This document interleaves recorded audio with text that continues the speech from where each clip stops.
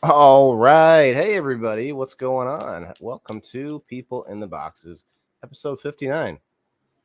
We got, let's see, it's August 31, guys. August 31. I know this because I'm waiting to get paid tomorrow, waiting for that paycheck. You know what I'm saying, guys? So let's get everybody in here. Let's have a good night. Let's tag and share this out to some friends, and let's get it popping, guys. We got People in the Boxes, episode 59, like I said. Tonight is a bit of a trick question, as it were. Is it really an either or is it something that, you can find a balance, maybe? We're going to talk about it. We're going to get into it. Collaboration versus, competition. Collaboration versus competition, guys. So definitely, we're going to get some friends in here. Maybe if you want to get that link to come up and share your experience and hang out with us, let us know, guys. And let's get our awesome guests, our awesome co-hosts and guest up here, guys. We got Steve-O, of course. We got Jason, the man. And tonight, we got Bean Dango in the house. What's going on? Welcome, Bean. Welcome, buddy. Thanks for coming, bro. What's up, everybody? Looks like we got a few new folks in the comments. We got Billy coming back. What's up, Billy? Little Billy Barton. Yeah, it's Billy. What's up, Christy? Hello, Christian. What's up, bro? I like your comments about the music. He's always about that. I appreciate that. All right, guys. So tonight, Bean had a really funny joke. I liked it. I thought it would have been. So the event for tonight's show, he was thinking about commenting in there and saying that he's going to choose competition, and he goes live at 8:00. Oh, wow. Man, that would have been good. But yeah, so I choose war. Right. Well, but that's the thing, though, isn't it? I mean, you can't always cooperate. Oh, You know, Thank you, Christian, for the 40 stars. Christian, Thanks, bro, man. thank you. That really does help you guys. I mean, trust me, I am just barely starting to feel like this is working out, and it's been a wild ride, guys. The competition, the collaboration, this stuff has been a constant back and forth for the last 2 years now that I've been doing this. Actually, I didn't go live for like several months. It was like a year or something before I was doing live streams. So I was just doing my own little thing, off in my own little world where no one was seeing me. And then I started to talk to people, started to get out there a little bit and see other people that are doing this stuff. Started going to events. I started, networking. Right, networking can be a good or a bad word. We've talked about that before. When you collaborate, you're networking. Like, that's the whole point, right? It's not just because, hey, I want to be helpful to people. It's you're trying to in a mutually beneficial way work on a project together, right? Usually something like that. I mean, what's the other word I was thinking of? Not collaborate, but cooperate. Cooperate's different. Mhm. Cooperate's like, hey, we got to get a job done. We're going to cooperate. Collaborate is like, hey, let's both try to come up and help each other do that. Right? We both put something into it. We're not just riding on the wave.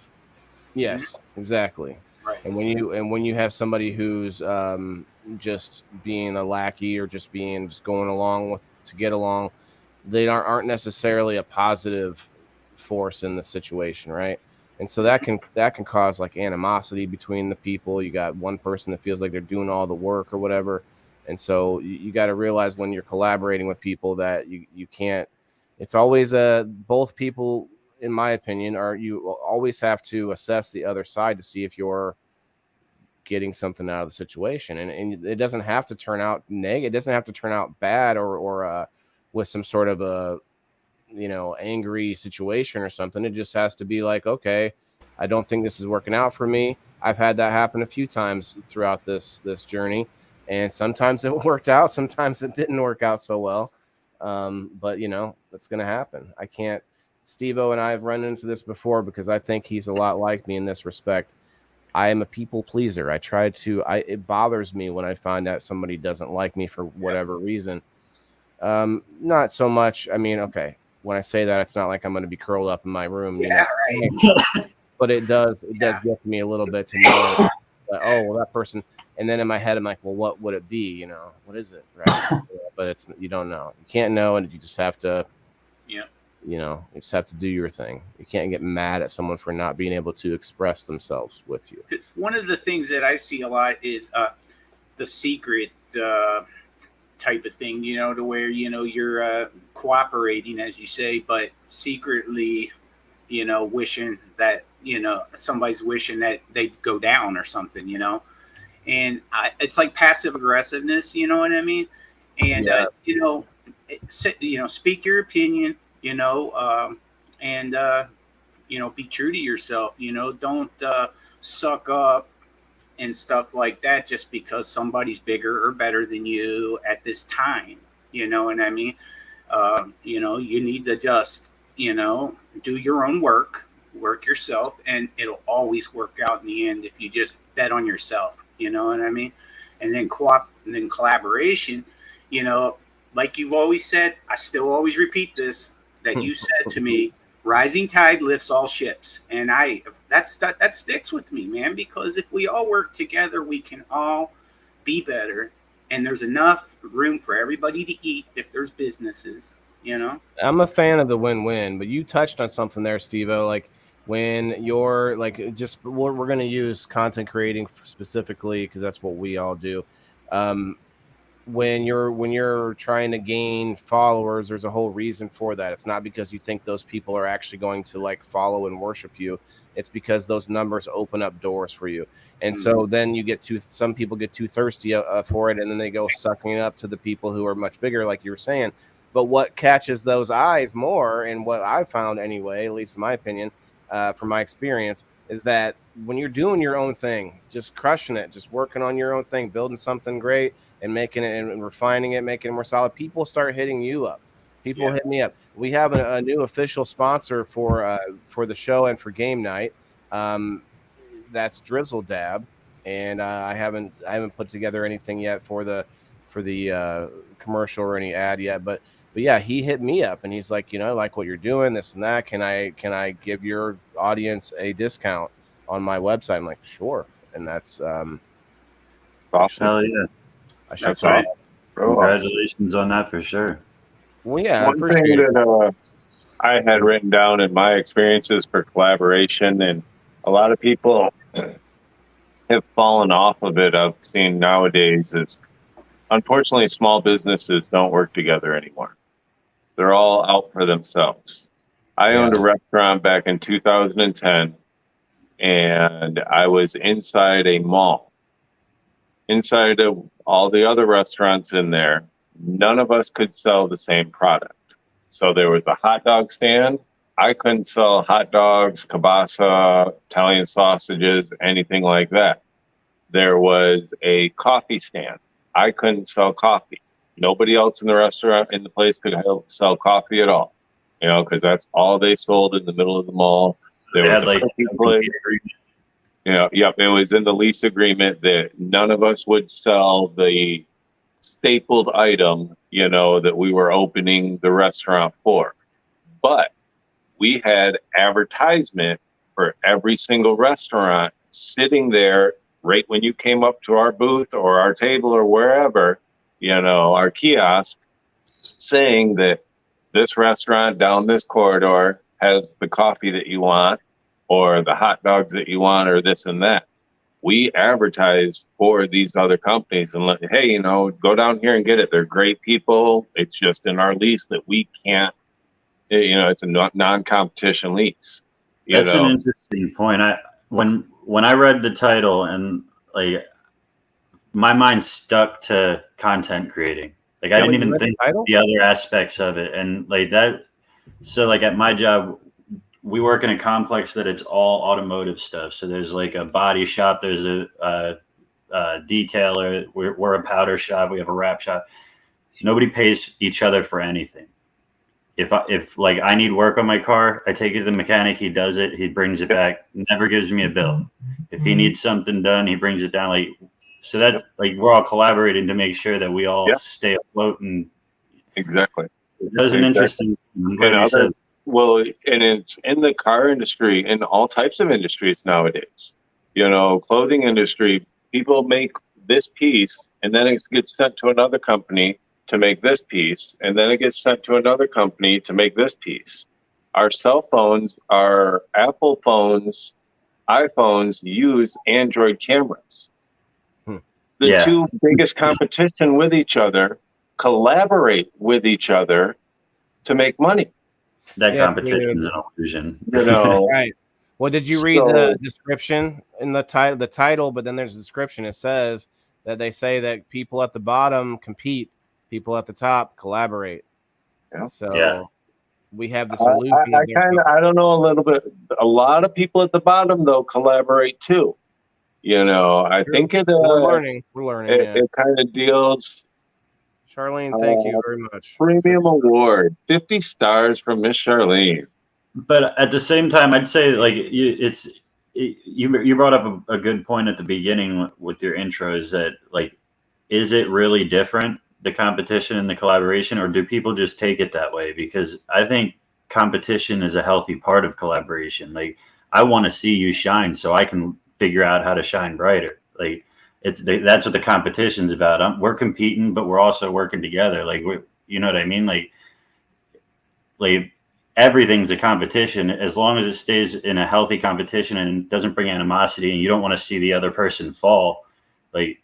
I'm competing against you, but I want you to go as high as you can so I can fucking go as high as I can. Right. Competition, you said. Let me pull up. That's the right attitude right there. Yep. Let me pull something up here. I get joy off of seeing people succeed. Yeah. It makes me happy seeing people succeed. All right, so this is the definition for collaboration. I guess collaborate should be the what I looked for, but that's okay. Let's see what this says here. Number 1, noun, the action of working with someone to produce or create something. So it's not just like to get a job done. It's like to produce or create something. And then number 2 is a traitorous cooperation with an enemy. Oh wow, that's they had to go straight there. Collaborator. I think you touched on that already as well, though. Yeah. Christian Brown, 55 more stars. Thank you, Christian. Thanks, bro. Thank you, man. We really appreciate it.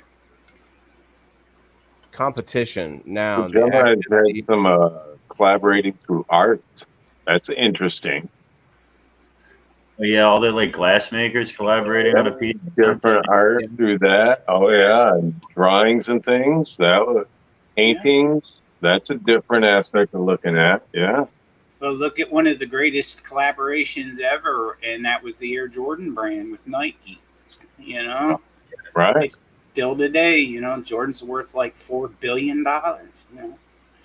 So, to touch back, you said they at the bottom they compete, at the top they collaborate, but don't they compete until they get to the top, smash everybody else out, and then start wanting to collaborate? I don't know. Like that's a good point to that whole thing. I mean, I just think that the quote came from a general look at how the people at the bottom want to step on each other in order to get up there. Yeah. And the people at the top literally, like there are I forget what the term is, but there's something that where ultra wealthy people will buy stuff from each other at prices that are ridiculous on purpose because no one else can, and so then that way that keeps them all within like a certain loop. Wow. Up top. So like they'll sell you something at like 100 times its value because you're my I'm your rich buddy. You're going to sell me something, and even though it's just absorbent in amount of price, it's like there's a term for it, but I remember seeing that somewhere. Anyway, that's music. Collaborating with music is a big one. Well, that's a huge one. That's like you hear. And I think, but that goes with what Bean just said too. Is the higher ups won't collaborate with the lower people. You know, the rock stars, it's very, you're not going to see them collaborating with the people that just came out this week, the people that are on the bottom. Maybe not the people that just came out this week, but you do see a lot of the new, it's becoming a new thing that you do see. Like, I mean, like, look at fucking Colt Montgomery just opened up for like a big name. Like they open up for him and they try to bring him up. So you think that's now because of social media? Definitely. They're picking, they're cherry picking. Because I mean, I see like Jelly Roll picks people. Right. Some of these streamers don't even have as many or have more followers than half these famous actors and shit. And social media opens up doors for the entertainment industry for sure. Like that's why there's like agents are a thing of the past. Like nobody needs a manager really. Like now your manager, you hire a nerd to be a social media manager instead. Like, right. So listen to this definition for competition. The regular one is an event or contest in which people compete, right? Or similar, a person or people with whom one is competing, especially in a commercial or sporting arena. The opposition, right? Your opposition. What's the other term? Your competition, maybe? No, like your arch enemy. Yeah. Nemesis. Nemesis. That's what So this is one here. The ecology version. Interaction between organisms, populations, or species in which birth, growth, and death depend on gaining a share of a limited environmental resource. Do we think that the Earth is finite, or do we think that there's room for everybody here? Because I've seen arguments for both. I don't think we're anywhere near capacity. And we have more than enough resources to go around. We just don't know how to distribute them or aren't willing to. Yeah. 100%. Definitely not willing I don't think you could have put it any better. Yeah. Well said, my friend. Well said. Yeah, I don't think you could have put it any better. Yeah. I mean, really, the trajectories show that we're going to peak out at 9 billion people, and it doesn't even really look like we're going to get there. We're at a little over 7 billion right now. And we're losing our population increase. Yeah. It looks like we're going to get to about 8 billion, and then it's going to start decreasing rapidly anyway. So, if we get there before the next war. Yeah, I mean, that might be what causes the rapid decrease. Right. Because COVID already slowed it down by eliminating like a lot of the elderly population. And also eliminating a lot of face-to-face contact, which we all know is where people get laid.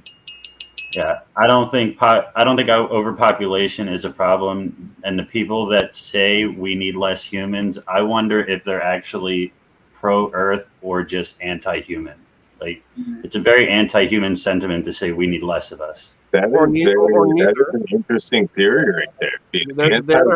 I never thought about that. I never added that into there. The people that are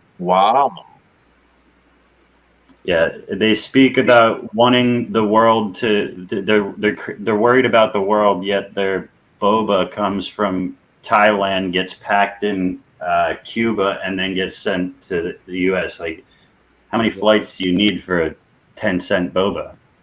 And that's just a virtue signal. That's them. That's not necessarily them being nefarious or necessarily wanting to kill people, but it's them wanting to look good. It's period. Yeah. Period. Do we really think money can offset carbon? Yeah. We don't need to get into that. That's wild. We've talked about the environment before a couple times on the show, but that is the ultimate collaboration, is us living on this planet, is it not? We're all like the United Nations. I mean, that's one of the biggest collaborations ever.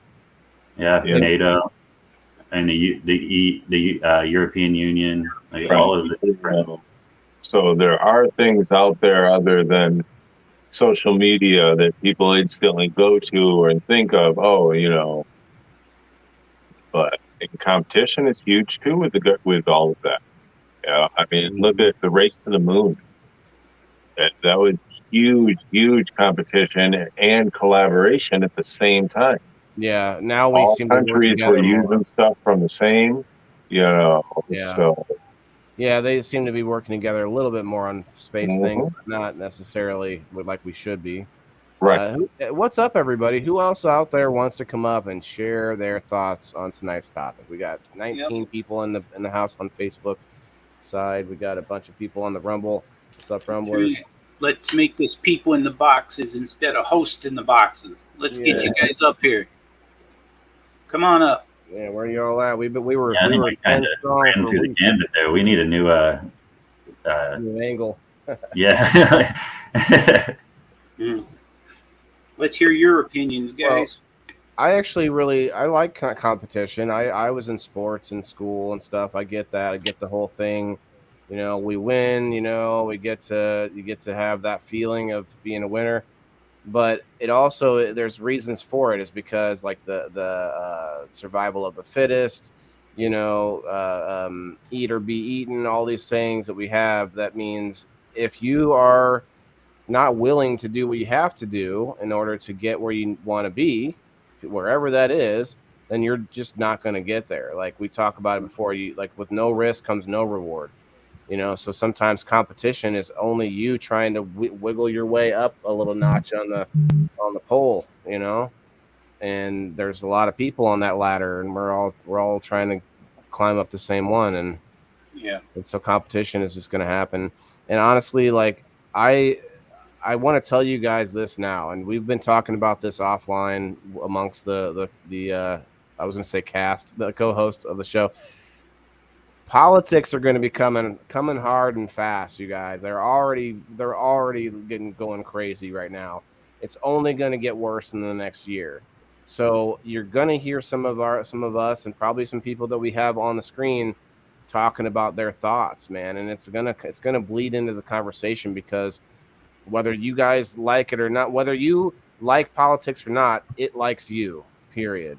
So the people that don't like that kind of conversation, I want to just put that sort of broad disclaimer out right now. I'm not about to talk about politics right this second, but I just thought of it, and I was like, it's going to be coming up a lot here in the next year. So that was one of the You're reasons. Turning everything political now. You can't talk about anything without being like, whoa, I got to talk politics. Right. So but that's my point. Is I want to bring it up. This show it's okay to bring up on this show. Is my point. If you're in the comments and you can't handle people's opinions, that is going to be tough for people. And I'm not making we didn't make the show to piss people off. We made the show because we need to thicken our skin a little bit on some of this stuff so that we can have these conversations. Why are you looking at me like that, Jason? I was thinking the same thing. I was like, if looks could kill right now, bro. I was like, what the fuck? Like, come on, man. I'm trying to be nice. I'm trying to make sure people know that we need to do this more. How about we just have a politics episode? We probably should at some point, for sure. I can agree with a politics episode. Because you guys will find out real quick, I'm more about the philosophy behind it. Like, don't. Your early ones, you touched on a bunch of politics, didn't you? We brought up things before. We bring it up here and there, and we let it go for a little bit, and then we try to reel it back in. Yeah. And it's just one of them subjects. Me personally, I can handle every single person's opinion. I enjoy having the conversation. No matter which side of the aisle you're on, as long as everybody can keep it civil. Like, as long as we're done talking, you don't hate me, I don't hate you. Like, these are opinions. Okay, I'm going to put the link out in the Wayland Indoor Farmer page, guys. If anybody wants to come up, Grassroots, if you want to come up, I'll send you the link, bro. So that Macy, if you want to come up, I haven't seen Macy on my screen in a long time. I have not seen Macy in a long time. You guys that are on Sir Steve-O page, if you head over to the Indoor Farmer page, that's where mostly everybody is, and then you can see all the comments too. So there's a good advantage to that. Come on over. Kim, what's up, Kim? That's another one of our regular that comes on the screen. I'm going to send Kim the link too. We need some female perspective on this. I didn't see her come. Hey, Kim. Anybody else? Would you guys agree that when you're talking about collaborating, sometimes that means you deflating your ego a little bit and bringing yourself down a notch and actually put yourself equal with other people rather than try to be the leader? Hi, Jimmy.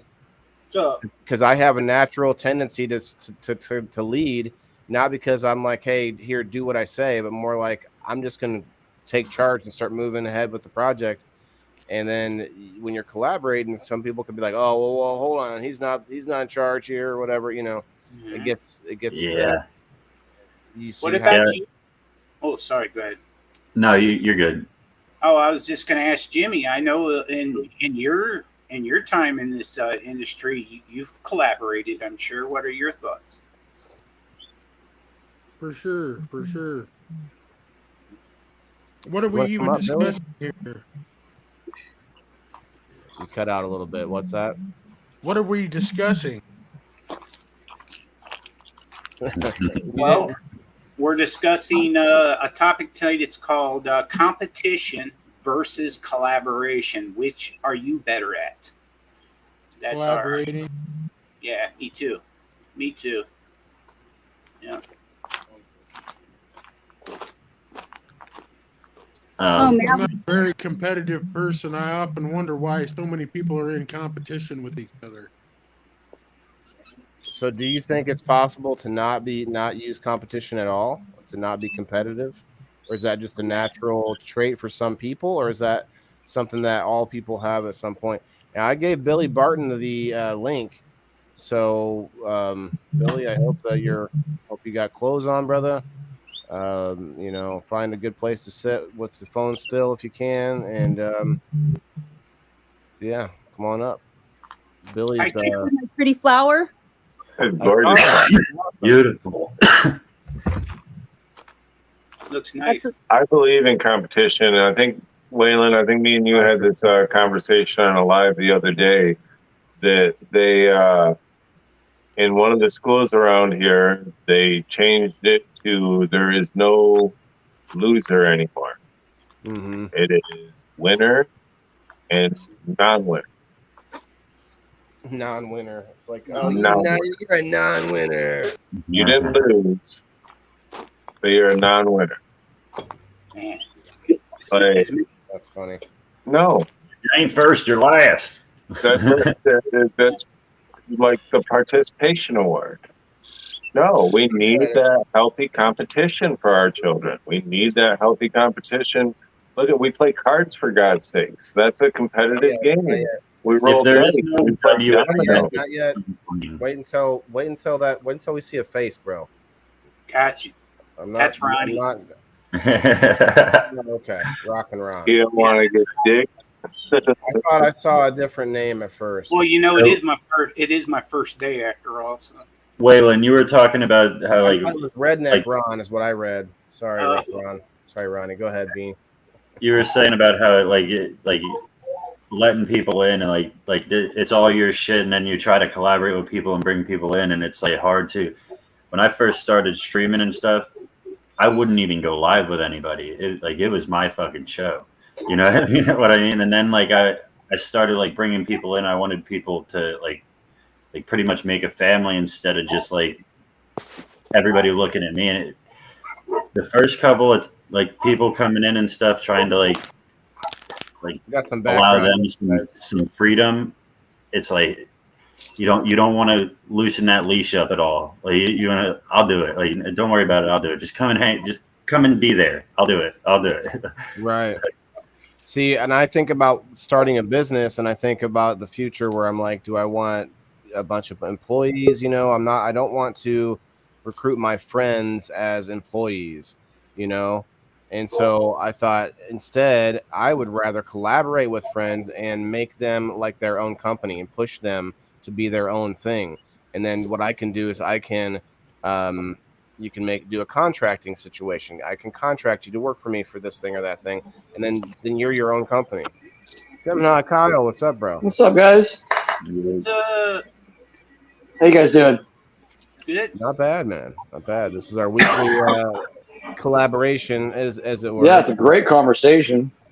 Do you feel that a contract kind of makes people feel like a competition? A contract? You mean like if I was Yeah, if you're saying that you're gonna we gotta write up a contract to work together. Like are you saying that because you feel that person might be competition to you in the long run, or? I'm saying that because it's the alternative to me. It's the alternative to making you my employee. Like I don't want to make you my employee, and we can't just do under the table jobs all our lives. Like you have to make it legit. So I have to. So the next option would be, let me treat you like you're your own company. Jason company, Steve-O company. Let me hire your company to do a job for me. You know what I mean? Yep, I see what you're saying there. Make you your own island. Make every person their own entity. And then instead of me trying to gather up employees and lackeys and try to be the boss man, big boss man, instead of doing that, I'm collaborating with other companies. You're basically hiring out. Right. We see that a lot now with small businesses, but like your HR department, your finances, all these different things, taxes. And I need to get I see what you're saying. I didn't understand it at first. I was like, the way I took it was like, oh no, we got to have this contract. So you do this and I do this and that's it. And there's no crossing the lines. And if it does, that sounds like more of a competition to me. Like, are you scared that I'm going to fucking outdo you? Like, what's going on? Look at the chat. We got two ladies competing on who has to go up. No, you go up. No, you go up. I sent Valerie. Okay, what happened to Ron? She didn't have a good connection. Gemini Kyle, bro. I don't think we've had you. Never mind. He must have hit that. Sound like my parents at the custody hearing for me. You take them. No, you take them. Nice. No, like I think I am a firm believer in the win-win scenario, but sometimes one person may end up winning a little more than the other person, and that's the only thing, man. You can't always split something two ways, you know. And so a lot of times I'll do things for free if I think I'm going to get something else out of it, like as in uh, a networking situation where I'm going to get to be seen, or I'm going to, in the future have knowledge that I need for some other thing. Like I was volunteering to help people build like aquaponic systems and stuff, and I did build 2 of them.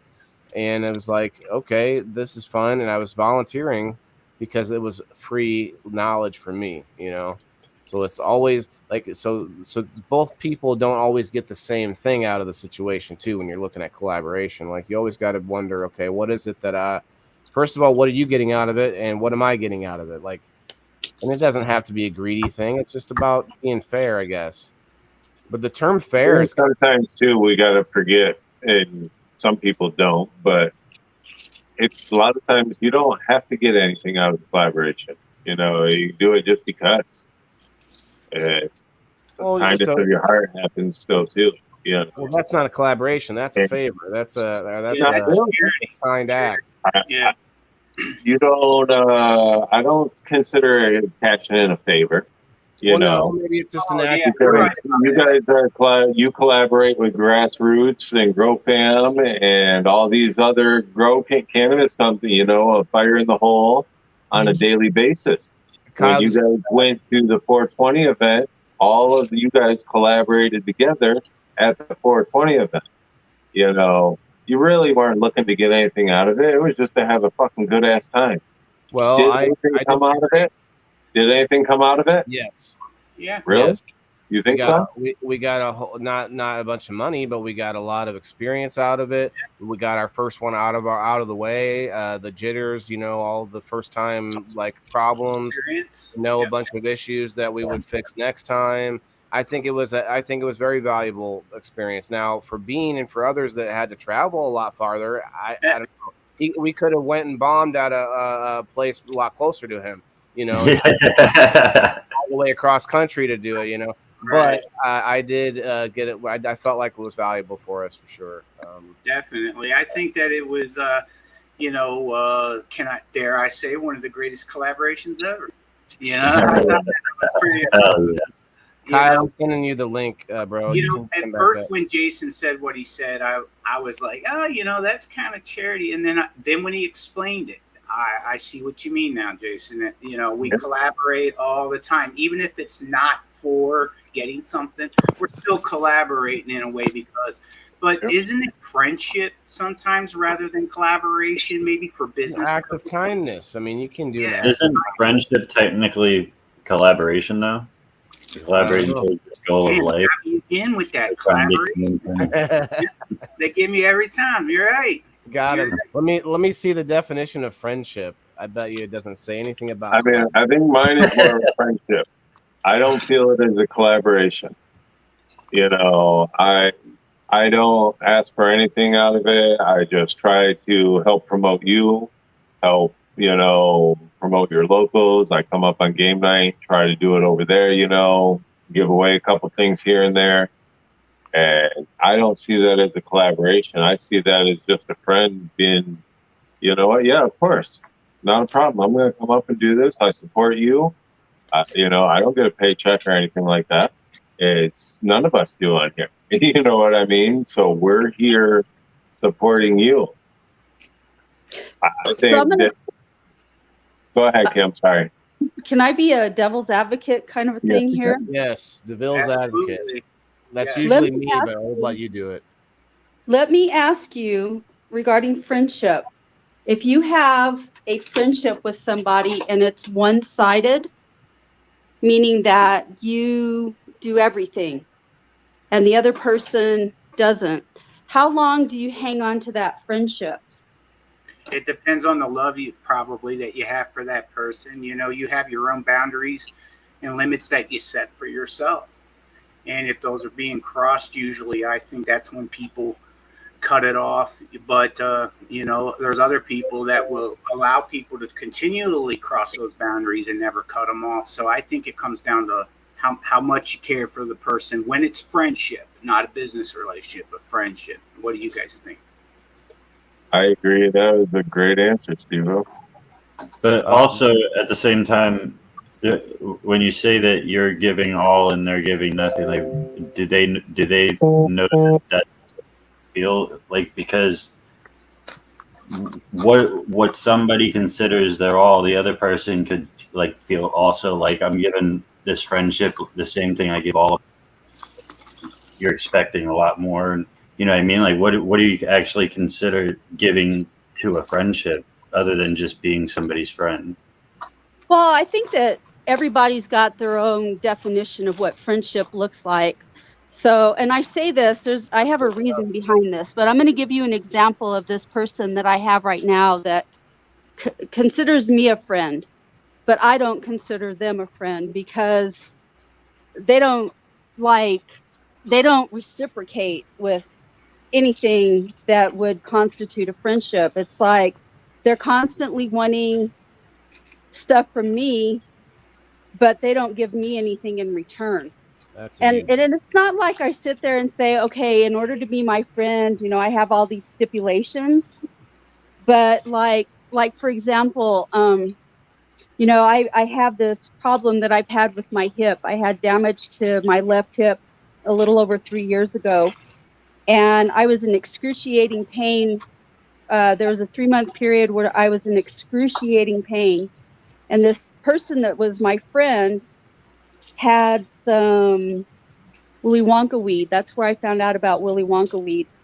And I called him one night and I said, hey, can I get some of that from you? Because, it knocked out the pain for about 4 hours. Like, I had no pain, which was crazy. And he was like, yeah, come over and get it. And I told him, I said, dude, I can't drive. I'm like, it's got my sciatic. I can't hardly move. And he's like, he wouldn't bring it to me, And so many times, like in the past, I had brought him things and whatever.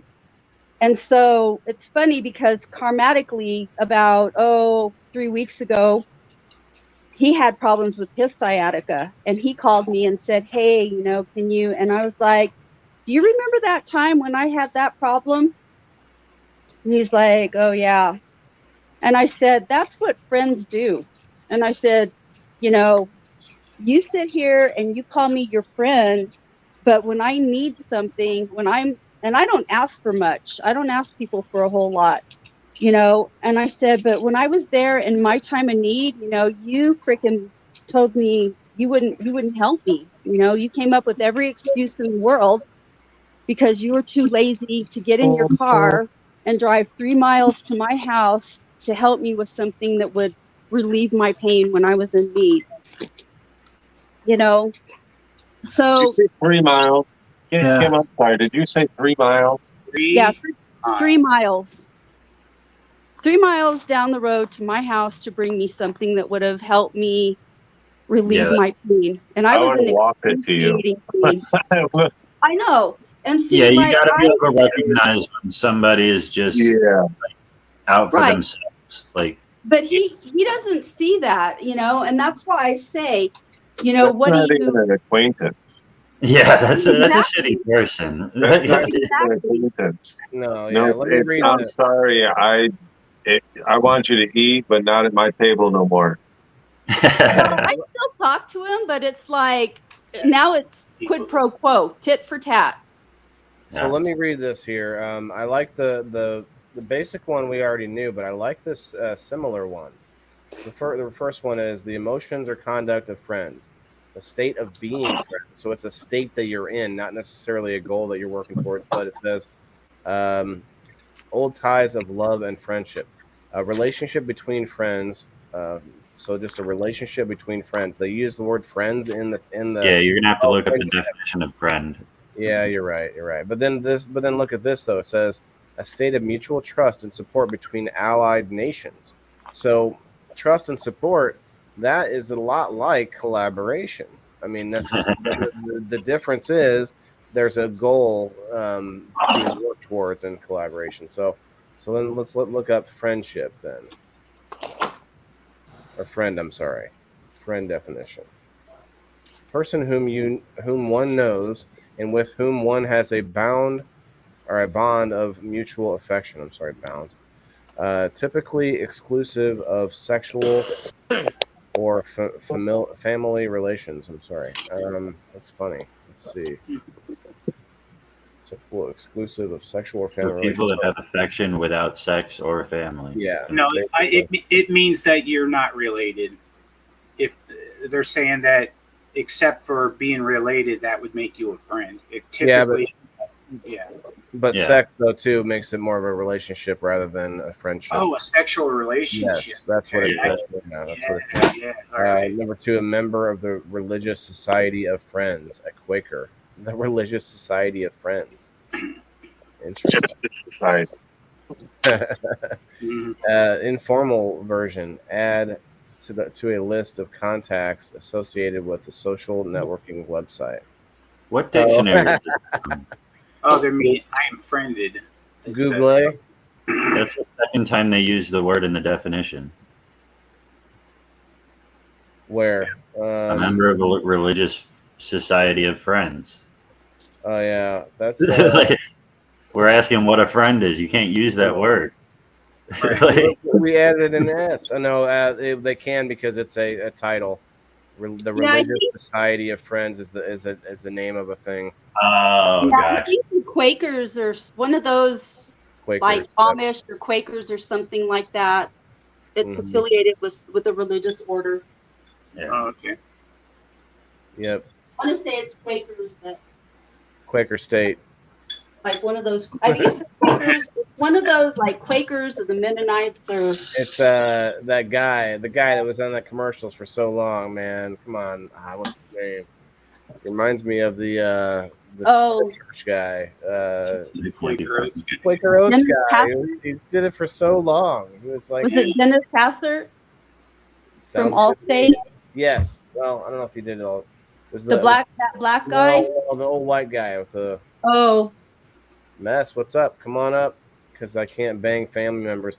Well, no, that changes that from friends or family into something else. Mess. Yeah, something else completely different. Yeah. Yeah, that's so. Here's family plan. Here's the rest of my devil's advocate thing. So, and let's see, how do I want to say this? So. I go back to that whole thing that no man is an island, that we cannot exist without each other. Right? Yeah.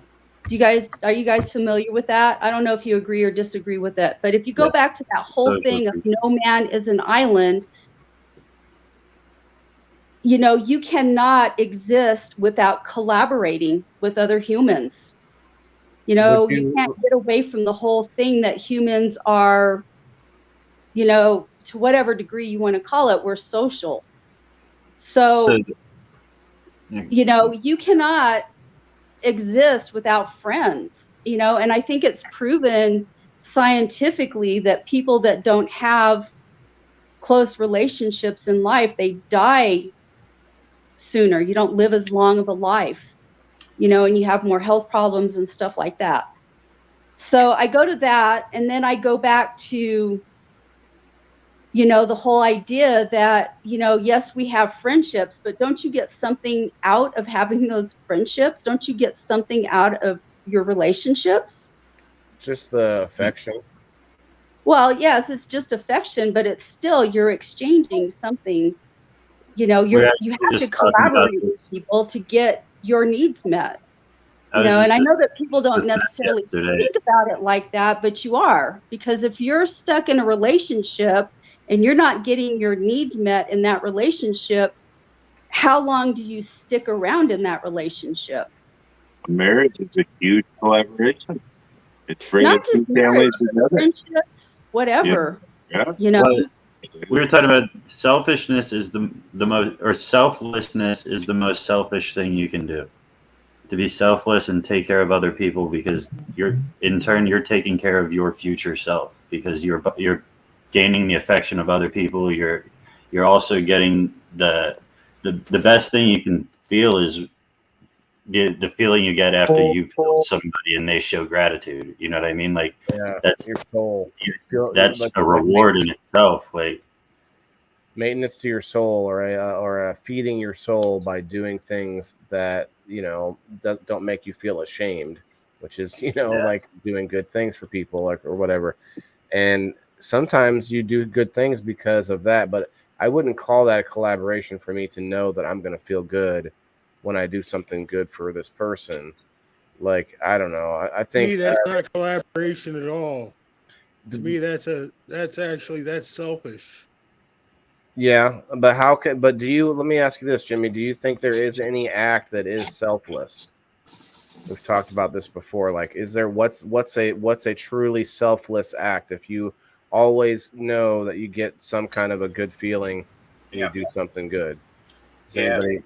I've said that before, that I feel selfish sometimes, because I tell you the truth. I like on game night on Sunday nights, I love giving away the prizes because it makes people happy. In turn, that fucking makes me happy. It really does. Everyone is dying to get on the show now, and why is it? Because they're happy. And that's what we try to do, have a bunch of laughs, Jason's come up last couple weeks doing giveaways that were just out of the blue. Just gonna give stuff away just because I love you guys, and it's just like, you just never know what you're going to get into. That makes me happy. So I find it to be a bit selfish, but hey, that's the kicks I get out of life. You know what I mean? Maybe we're thinking of it. What, Bean? Go ahead. I can think of a selfless act. I can too. Go ahead. You first. Step in front of a bullet for somebody. That's one is mine, because if you jump in front of a bullet, you do it without thinking.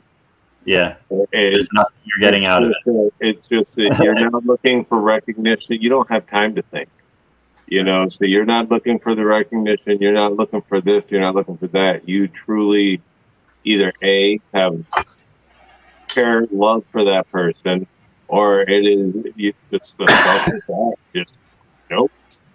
Yeah, I got to push back a little bit. You might be right in a lot of times, but we actually had soldiers who were hoping to get, just like, I just want like a little like a bullet wound, just like over here, off on the shoulder somewhere or whatever, like literally hoping. They just wanted to be discharged. Well, that too, but like also a cool like scar and stuff. And so there are people that think that they can jump into action because then they'll get the glory. But you're right. I think you're right, because when you jump in front of a bullet, you're most likely not going to make it. I mean, that's not a. We see the videos all the time nowadays of people running in front of a car to save somebody, or there's tons of them acts that we can see on subway stations that just some horrendous tragedies averted because of just selfless act, just jumping down there to save somebody and help somebody. They don't know them people. I'd say that those impulsive actions, I'd say that's probably an act of selflessness. Mm-hmm. Like when it's on impulse and you disregard your own health, just an act, because you're not really thinking about the praise you're going to get or how you're going to feel when you're done. You're just it's not really instinctual either, because it's not a survival act to do that. What's your motivation for doing what you did? That's where I take into consideration. I'm going to disagree with you that it's not a survival act. I think that as a species, I think that all living things have programmed within us a will to survive. And we know that in order for, at some very basic, all right, Billy, reptilian, whatever you want to call it, level, that we are programmed to try to help each other survive, because, we know at some level that we cannot survive on our own. It goes back to the survival of all of us. Together, we're going to die alone. Yeah, that's true. My selfishness on a human level. Right. Like, my first-hand experience Jim with was a saying selfless act. earlier, I actually watched a documentary today called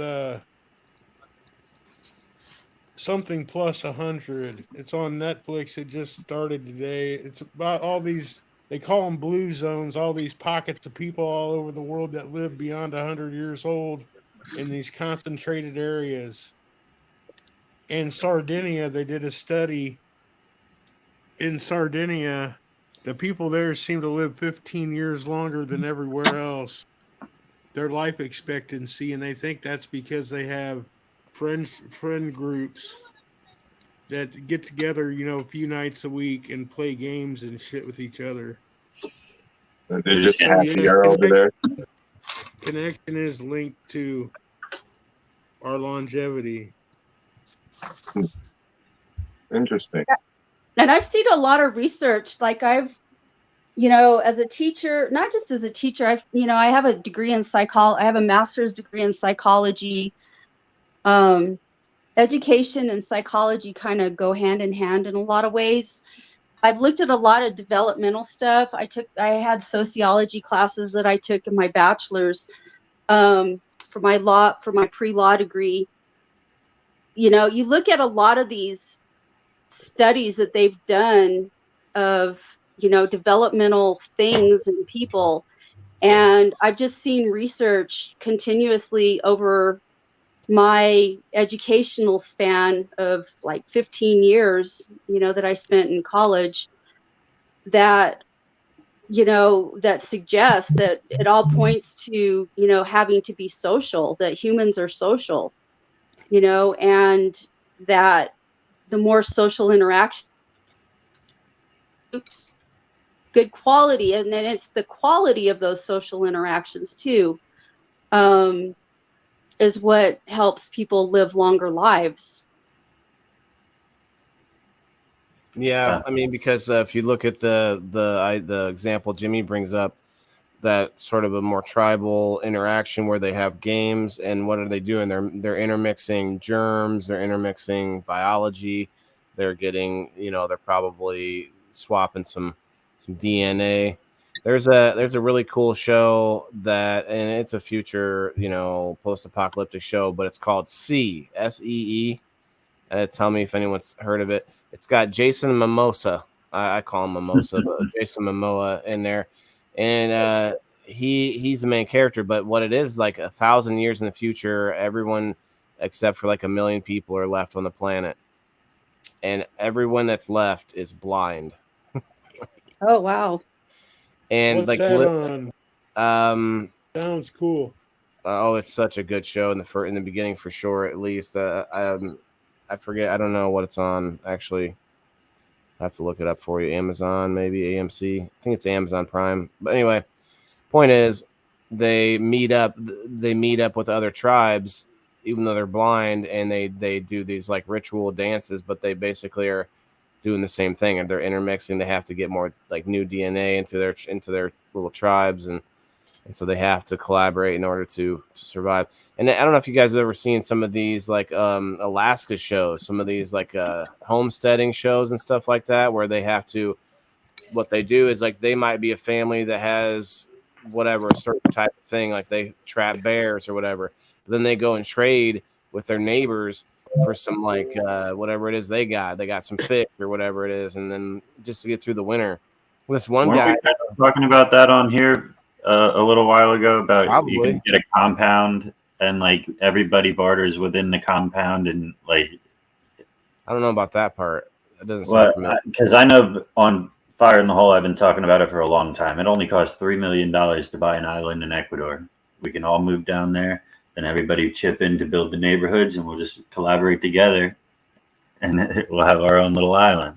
You're like, you got me stuck out on the edge here. I'm like, my house is right on the edge. I'm like, I don't have anywhere to move. I didn't negotiate this properly. Yeah. How big is this island, man? I don't know. I guess you can extend islands too if you really want. It's actually a pretty decent sized island. Like you could put a nice little town on there. I looked into it like 3 years ago. I went deep. Some people look at yachts when they're dream shopping, I look at islands. I thought about buying a dead town or a dying town and like revitalizing a town where what we do, we have where we're doing online content, which is exportable, and food. I mean, growing food can be useful anywhere, so yeah. I thought about doing that, and that would be a big co-op too. We're talking about getting people to agree on things and stuff where no one's the leader and stuff. So, Yeah. You know what? That sounds an awful lot like the Animal Farm.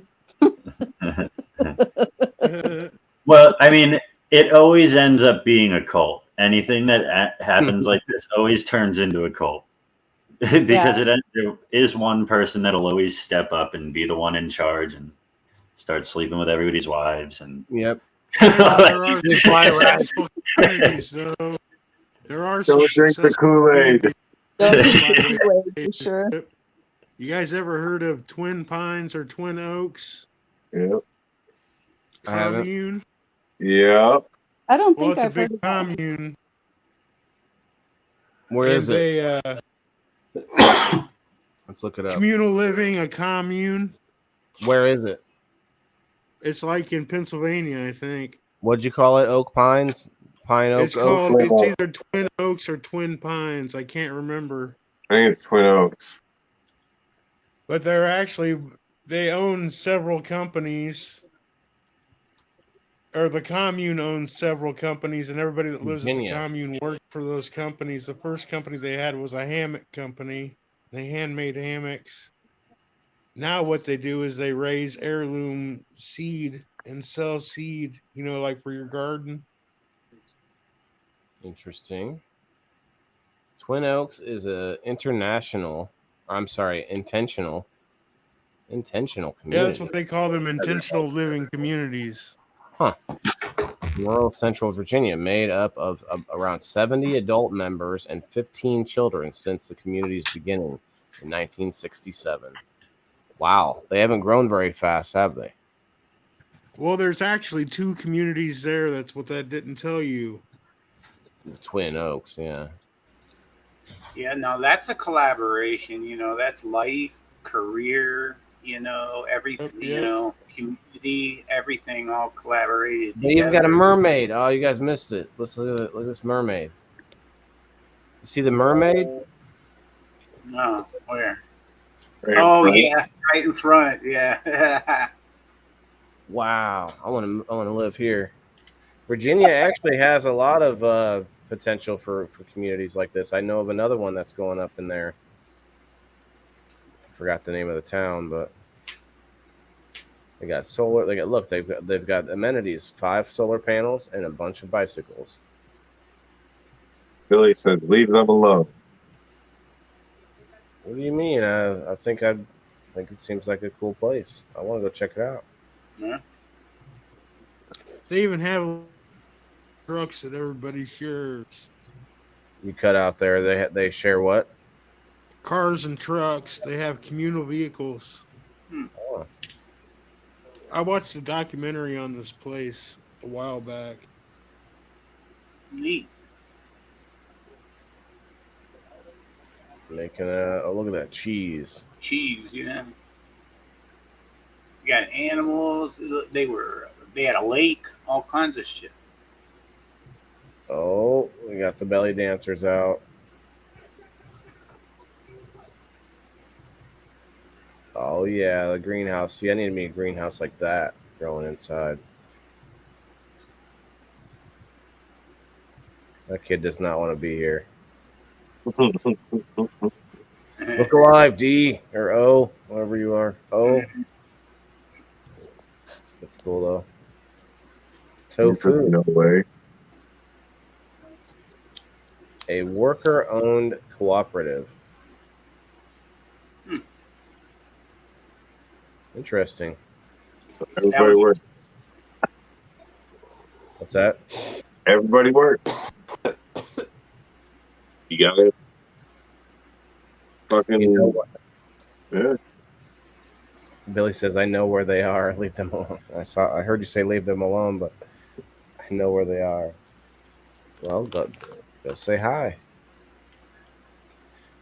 Interesting. What's up, And Mr. Kearns?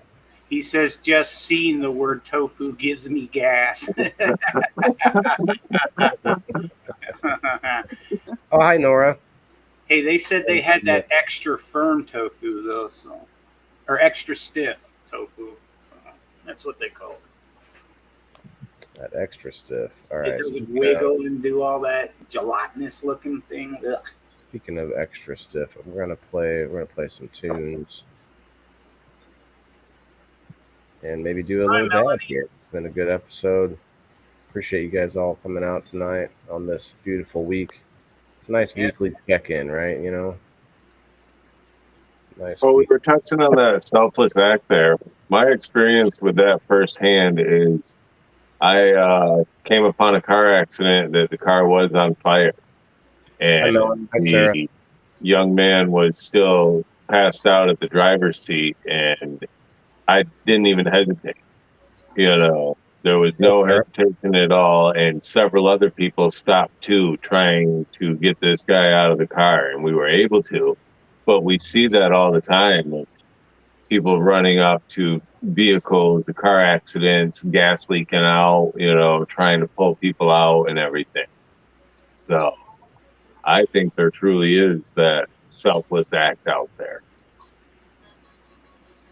I was going to say, you guys came up with some better options. Sarah, I sent you the link.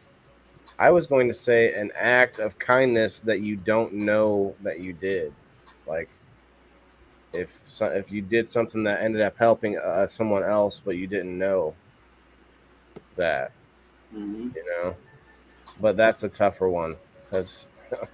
Well, you know, like earlier when you first said it, I thought you said selfish. So that's why I was talking about how it feels good to give away gifts, and you're talking about selflessness. I'm like, no, that's not the same thing. Yeah. But I think that one thing for sure is giving blood. You guys think donating blood is a pretty selfless act? Yeah, they pay you for it. Oh, do they? I didn't know that. Yeah. They pay you for your... Well, plasma, I guess. Yeah, plasma you get paid for, but not your blood. I mean, they got to take the blood to get the plasma. Well, I don't have enough blood to begin with. You look like you probably get turned away at the plasma center. Like, no, girl, we can't give you any. We don't. That's not how it works here. They look at you. They're like, "You're not. Are you coming here to get blood?" I've actually tried to donate. I've tried to donate plasma, and look at your veins. Look at the needle. I mean, I'm terrified of needles. Like, the ex wanted me to do it with him. And the doctor said, and I quote, "Your veins are smaller than the needle. How do you expect us to do that?" Butterfly needle. I don't think it works that way, though. Well, it's not that type of needle. That needle is huge. Blood. Yeah, not for donating blood. It's different. Billy said he. Yeah, I haven't tried that, but the plasma. Ever to hear it say "mommy" and everyone cheering. Oh wow. Yeah, you guys ever you see those situations where like the kid gets stuck down in a well or whatever, and the whole town comes together to like try and help them out? I saw that recently. It was a reel or something. Hi, Melanie. This kid, the only thing small enough to get this small kid that was down this well was another kid that was a little bit older who he understood a little more what was going on, and they lowered him down to get up to get the other kid up. Yeah, I don't know if they were related or not, but that was intense. Yeah, don't you think that's just so they don't have to smell him in a week? I'm not going down there. You send him down there. It was a tight fit, man. I don't think any adults could go down there. What's up, Joe Kelly? That once it was like a shock. You did what once? Damn, Billy, you're a hero, brother. He said he's. Tim, you're giving me what's the word? Motion sickness over here. Sorry. I think you're a restless. You're kind of restless like me, a little bit. Like, do you have anxiety, Kim? I do. I have PTSD, and I've always been a restless person. Well, I don't know if you guys noticed, but I'm like constantly fidgeting with something, even if I don't need to be. Like, it's just. The only time I sit still is when I'm like super sick. I mean, like really bad sick, or I'm exhausted. Luckily, my camera's taped to the ceiling, so it's not moving anywhere. Yeah. Hi, Kat. Kat. KS. What's up, girl? Come on up if you'd like. We've got room for one more. Melanie should come back. She must not have been able to hear us because I didn't hear her say anything. Hi, Val. It's Val. Hello, hello. Violet, you're turning violet, Violet. So, wouldn't giving blood be a collaboration on a human level? Hey, Cat. What? Well, if the giving blood is free, is not something that you get paid for, what is it that you get out of it if you're the one giving it?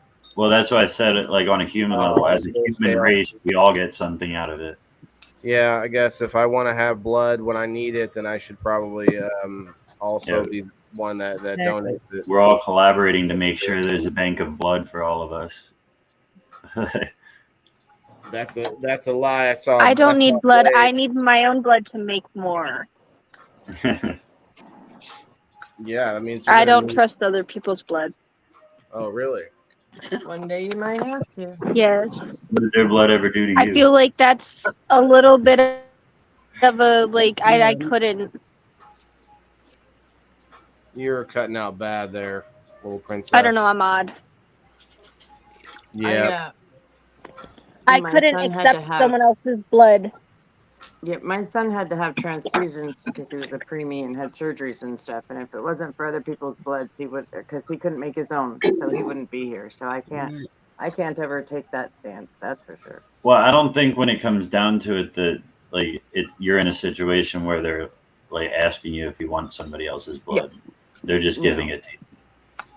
Yeah, I mean, I tried to give him mine because it was just the plasma they needed, but they were like, "Oh, you can," but like I would have had to do the testing and pay for it to be spun and all that other stuff, and I was like, "Yeah, no, I can't."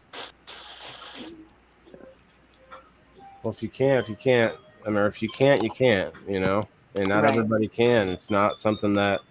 Like I know that we have a local plasma center that is really notorious for blowing veins all the time on people. Oh my God! Because they get people in there that, you know, they're getting cheap. No offense to the people, but the people working are probably less experienced than where you know they would pay somewhere else. And so there you go. You get a bunch of blown out veins. I've seen it. That's the bad thing. You don't have to be an A student to graduate college. Yeah, it's the old saying. It says, "What do they call the guy who finishes last in medical school?" Anybody? But what do they call the guy who finishes last in medical school? A doctor. The coroner. Doctor. There you go. The guy that has the lowest grade in his class in medical school. They call him a doctor still. That's funny. Oh yeah. You see, and fuckers seem to find me all the time. Hi, Nora. I think I've met them all. I've got every damn one. Got the whole D grade. Billy's a doctor. They call everyone Billy. What's that? I said hi, Lisa. I didn't see her popping down there. Oh yeah. I think this is the first time we've had 5 ladies and 5 guys on the screen. Oh wow. Oh, I realized. Round 1. Fight. All right, the competition can begin now. Okay. That's right. Oh shit. Battle of the sexes. Yeah, you feel like collaborating there, smart girl? You know? Speaking of collaboration, I think guys, with these ladies, you gentlemen would be in trouble. Wait. I think with who's on the screen. Ladies. Okay. Challenge accepted. Let's go. Challenge accepted. I need to make a bigger This is a new show. Thanks, guys. People in the Boxes is over. Battle of the Battle of the Sexes is starting. I have a game called Battle of the Sexes. I just don't think we could play it through the screen. Ashley says she was Does the it only need to go into a private room? Like, why can't we? Like, what do you mean? We can't play everybody has a hand of cards. I can't, like, we couldn't do that. Oh, okay. I guess maybe. Okay, so sounded provocative. Yeah, well, like Cards Against Humanity. Like if Not you were naked to, twister. you would probably like if you could message the card to the person. Would that work so they could see their own card? I'll have to read it because I don't think I can see your card, but I'd have to be looking at everybody's cards. You'd definitely not be able to play. Yeah, Yeah. But cost to be in the host. I have a Cards Against Humanity edition deck that's only like 6 cards. Everybody could just go get their own edition deck. It's like $3 on Amazon. But they're not all the same, right? So, well, yeah, shouldn't everybody's cards be different? I don't even know that game. I just remember it was a drinking game, if I'm not mistaken. Was it? We don't Cards Against Humanity? No. So. I guess I was just drinking last time I played it. No, we played it at a holiday with people that were as young as 15 and as old as 70, and it was fucking hilarious, man. It was great. I catch it, Ashley. I'm watching. I've never actually played it. Isn't it like kind of like apples to apples? I don't know what that is. So, apples to apples? Yeah, that's another card game. Yeah, it's basically Cards Against Humanity for kids, for young, non adult rated or whatever. Oh. Yeah. So I did not just say in disappointment. I was like, oh. If we need if we need someone smart to ask something, we can talk to Ashley, guys. See that? Everybody pay attention. Ashley Huffman. Ashley was she was the invalid Victorian. You're the only one in the class. Yeah, she was the only one. Aw. She said, I can't have you thinking I'm smart and shit. Too late. I made a spectacle out of it.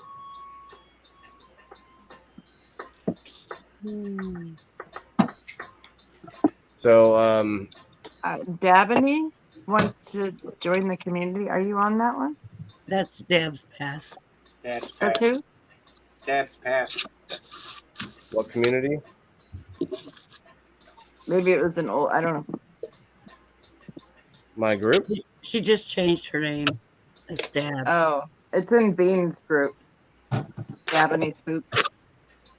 Oh. Who is it, you said? Dab's path. Yeah, I don't know. Where's my fucking pen? I'm all trying to make her picture like right there. That one. Yeah, she's in the fire in the hole chat. Because we smoke bongs. Oh my god! Come on now. I pack. I don't really do it right now very much, but I have cones to pack. I don't roll a joint anymore anyway. I got a bunch of CBD joints. Me either. Damn, we missed 420 somewhere. Oh, it's 420. Yeah, we missed it. Hold on a minute. CBN gummy time. Yeah, I have CBG, and it's the opposite. So I ate some to have some energy. I'm gonna make 422 is 422. Have a 4 o'clock on 421. That's what I'm saying. Well, it's 7:20 in California. 7:22. Yeah, I was looking. I was like, we just missed it. We missed our 7:10 too. I was asleep.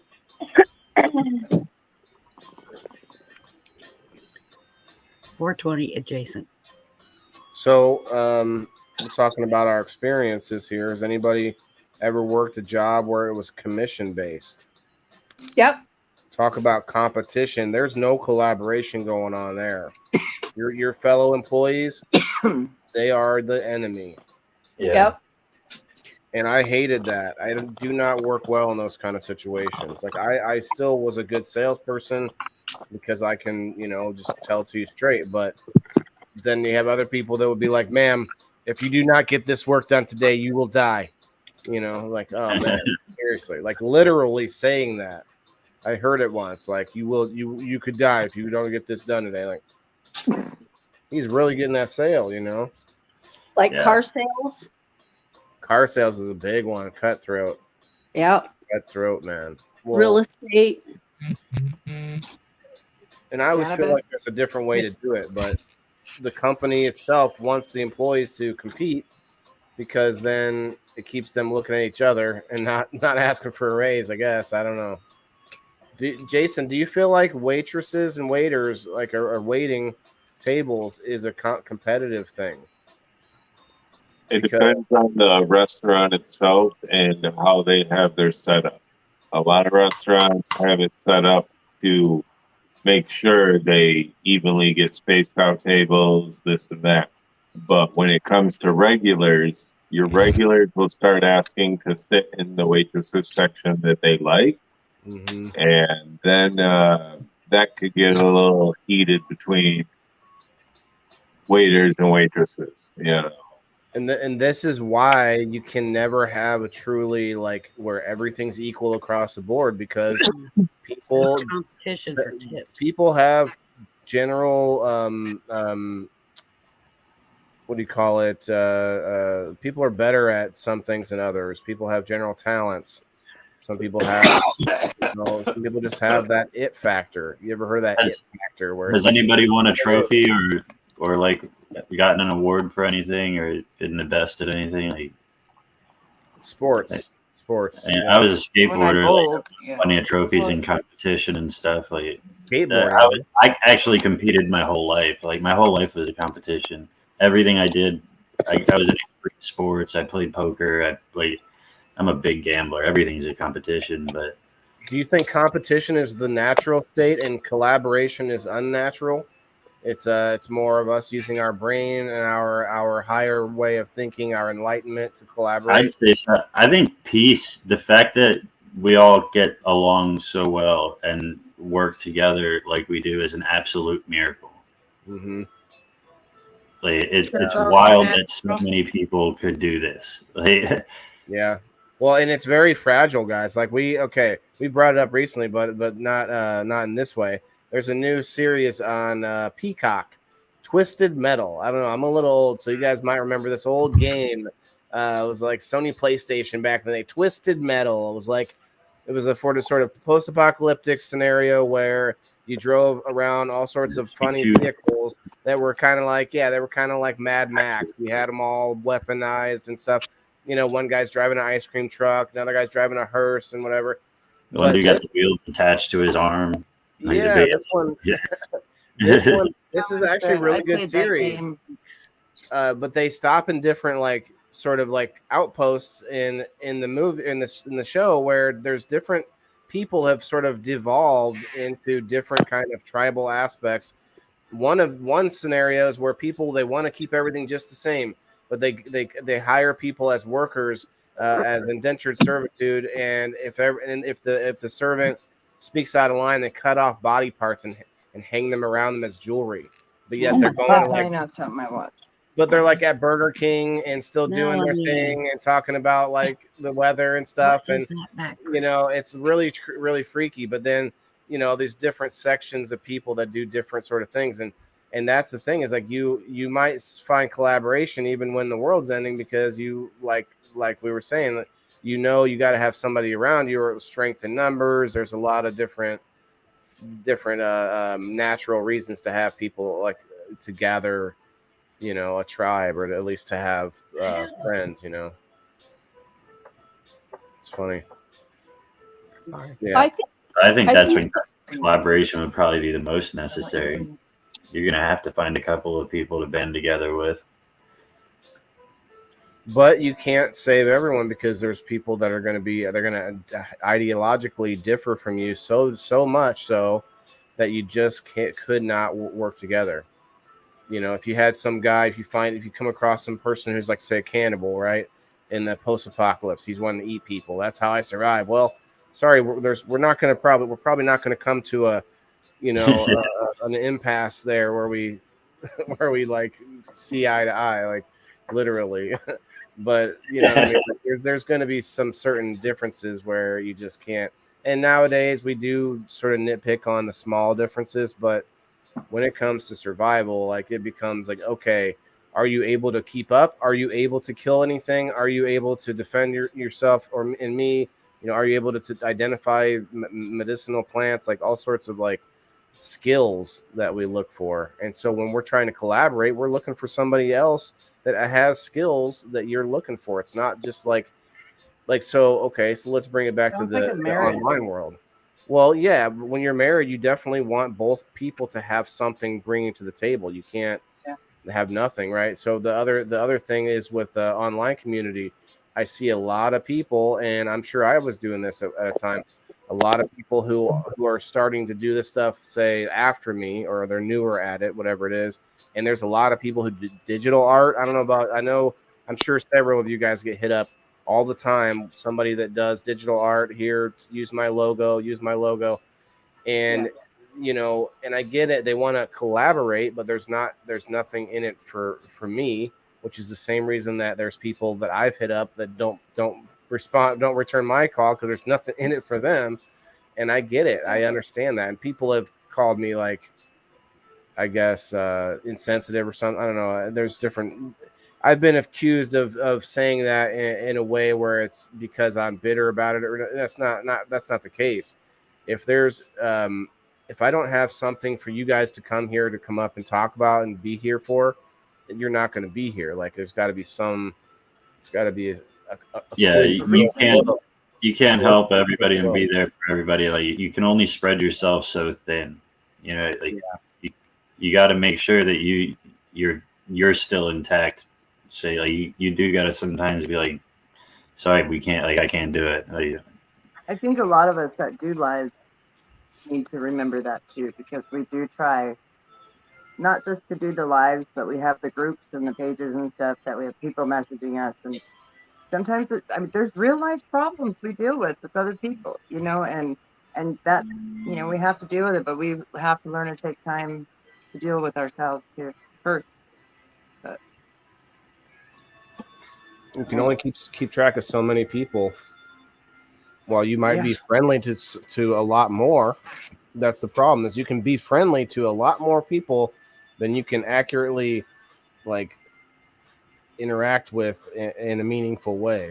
Well, isn't there like a law that states that it's like what isn't it, like the law of 7 or something like that? It's like you could have, I think it's 2 best friends, 7 good friends, like it's like 17 like close friends, like people that who you associate with, like, but you don't call on a daily basis or whatever.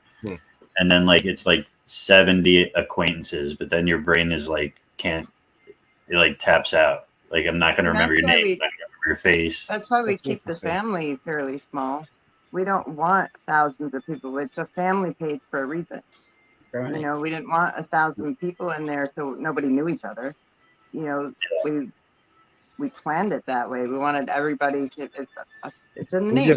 We just talked about tribalism, and we brought a lot of this kind of stuff up, but it was a different angle. I heard that, I don't even know where the study was, but 150 people is the max that you can, like, accurately know on a like the maximum amount of people that can live together and work and like be the most efficient, like weed out the assholes and take care of everybody right. And which is so weird though to think about, like towns of 150 like spread out everywhere.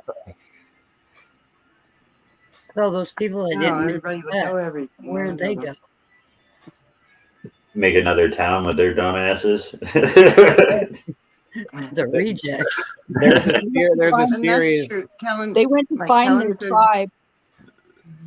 They're just out there bumping into each other. Right. You can only have so much love before you spread it and it becomes too thin. They're just standing right outside waiting to come back in. Now there's another series. I know I bring it to TV too often, but there's a new one that's called The Silo, and the whole first season. I guess I can't talk about it too much, but it's about post-apocalypse again. I really like post-apocalyptic stuff. There's too much of that fantasy going on in the Hollywood, because we kind of speak things into existence with our science fiction. You ever notice that? A lot of our science fiction is like just a few years short of what's really happening. Like, yeah. Oh man. That's my genre too, though, is post-apocalyptic movies. Yeah. Me too. I think it's happened a bunch of times. I think we do this recycling. Yeah, I can only see zombies so many times. Crap too. I'm not a big zombie poker. I'm not a big zombie fan, but everything else, you know. Oh, Walking Dead. Die Hard. Aliens coming down, you know, and then there's ultimately factions forming, even in those situations, you know. I don't really do sci-fi. I don't know why. No, I like real stuff. Yeah, if it can't if it can't really happen, I'm not about it. That's funny. I'm the opposite. I like the sci-fi where it's plausible, where it could happen. Sure, I like that too. But I actually like to just be taken away from reality for a minute. And that's my problem. I can't suspend my disbelief enough. Well, I'll critique the fuck out of it. Don't get me wrong. I'll be like, that's not possible. Like I like the ones that they take the time to actually try to make it seem plausible, you know. Like the end game thing. Let's shrink down, and somehow that means we can go back in time. Like, all right. That was a stretch, to say the least. I do like the ones that are somewhat plausible, but then the supernatural is where it's like, you know, you have to suspend a little bit. Sure. Yeah. But I keep coming back to this post-apocalyptic scenario. People still band together in separate groups. We don't end up collecting, like, no matter what, to like, we don't just keep massing together. We end up creating factions all over. Everybody. Well, yeah, we would go back to our primitive ways, and that's the exact same way it started. We divided and started fucking attacking each other, and it's been war since the beginning of time. And like religions are like that. Religions are factions. They're different warring factions. Yeah.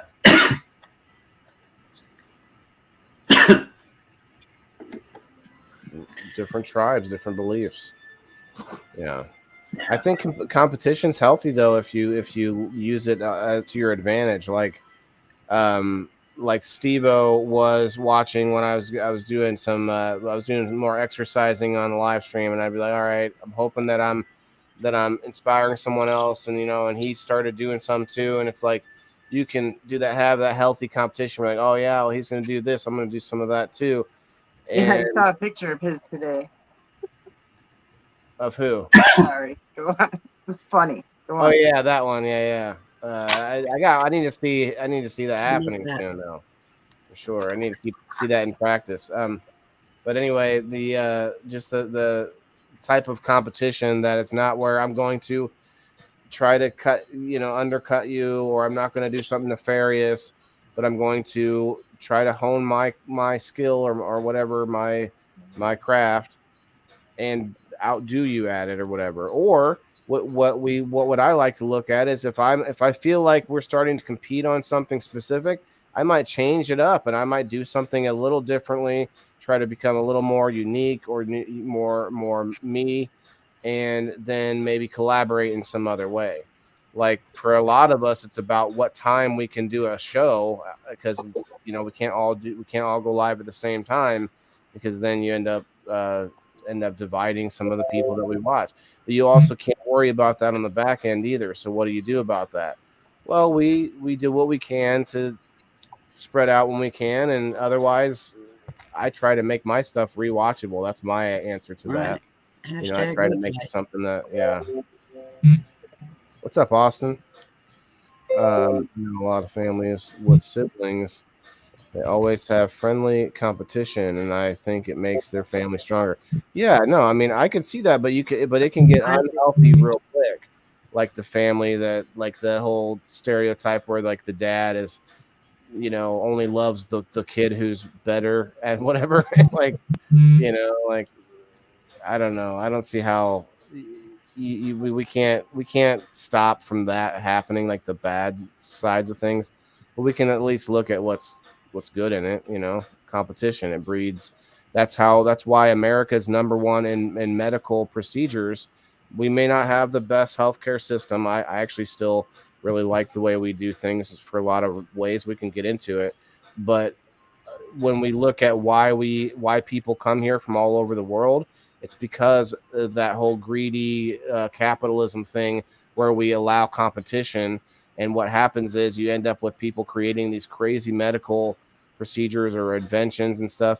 Although then we end up on the back end slapping like restrictions on these sort of things, so we can't experiment with new methods and stuff. So we don't really have a. We talked about a few weeks ago, Kim, where we don't really have a true capitalist system, and that especially stands true in the medical industry, where they are just slapped with all sorts of restrictions and different interstate things with like insurances and medical issues.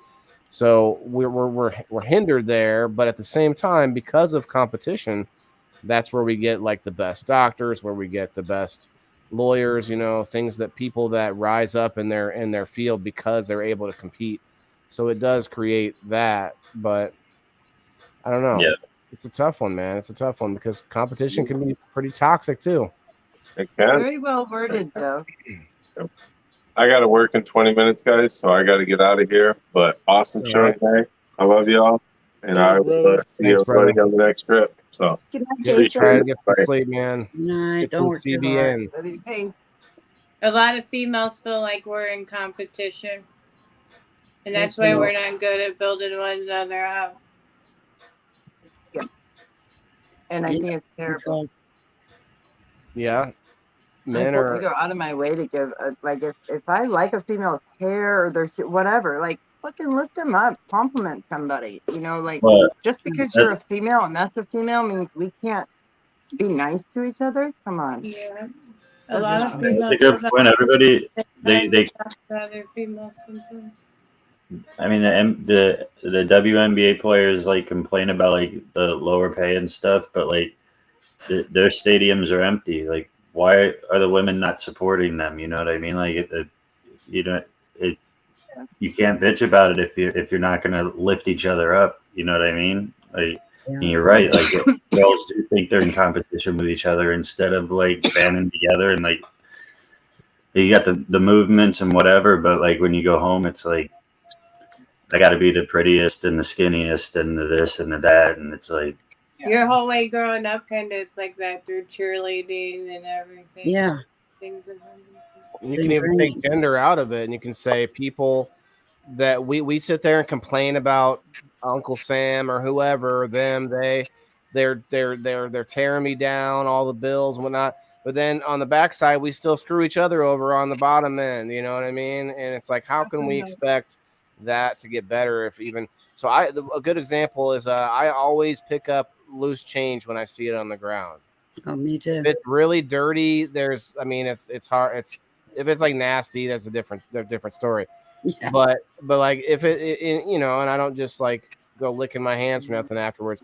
But my point is, I try to pick up loose change, and the reason is, if I want my politician to care more about the money that they print all the time and make useless, then we have to care a little bit more about it too. I see people that like a handful of pennies to them is like nothing.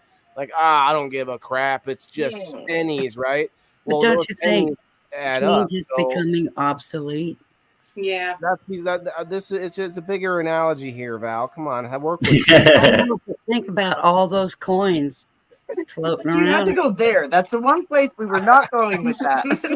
Well, that's something I would do though. But no, I get what you're saying. They might be they are worthless because they're being printed like they're nothing. So my point is though, like on a small level, like I have to, if I walk by trash, I'll try to pick it up if it's possible. Because on a bigger scale, I want everyone to do that, right? It's like do unto others as you would want them to do unto you. Well, basically act how you would hope other people would act. Lead by example. What's that? Lead by example. Yeah, lead by example is a great phrase. I love that one. And you actually become a good leader by doing that, not by trying to gather people under your. But it's so frustrating when you try to do that and it doesn't work. Or you get taken advantage of. Yeah. I mean, Yeah. I get it. But it doesn't mean that it's not right to do the right thing either way. Right. I don't know. Like, I'm not begging local friends to come over and be my lackeys because I know it's not something that would be a long-term cooperative situation. But if somebody comes to me and says, "Hey, man, can I come over and help you out sometime?"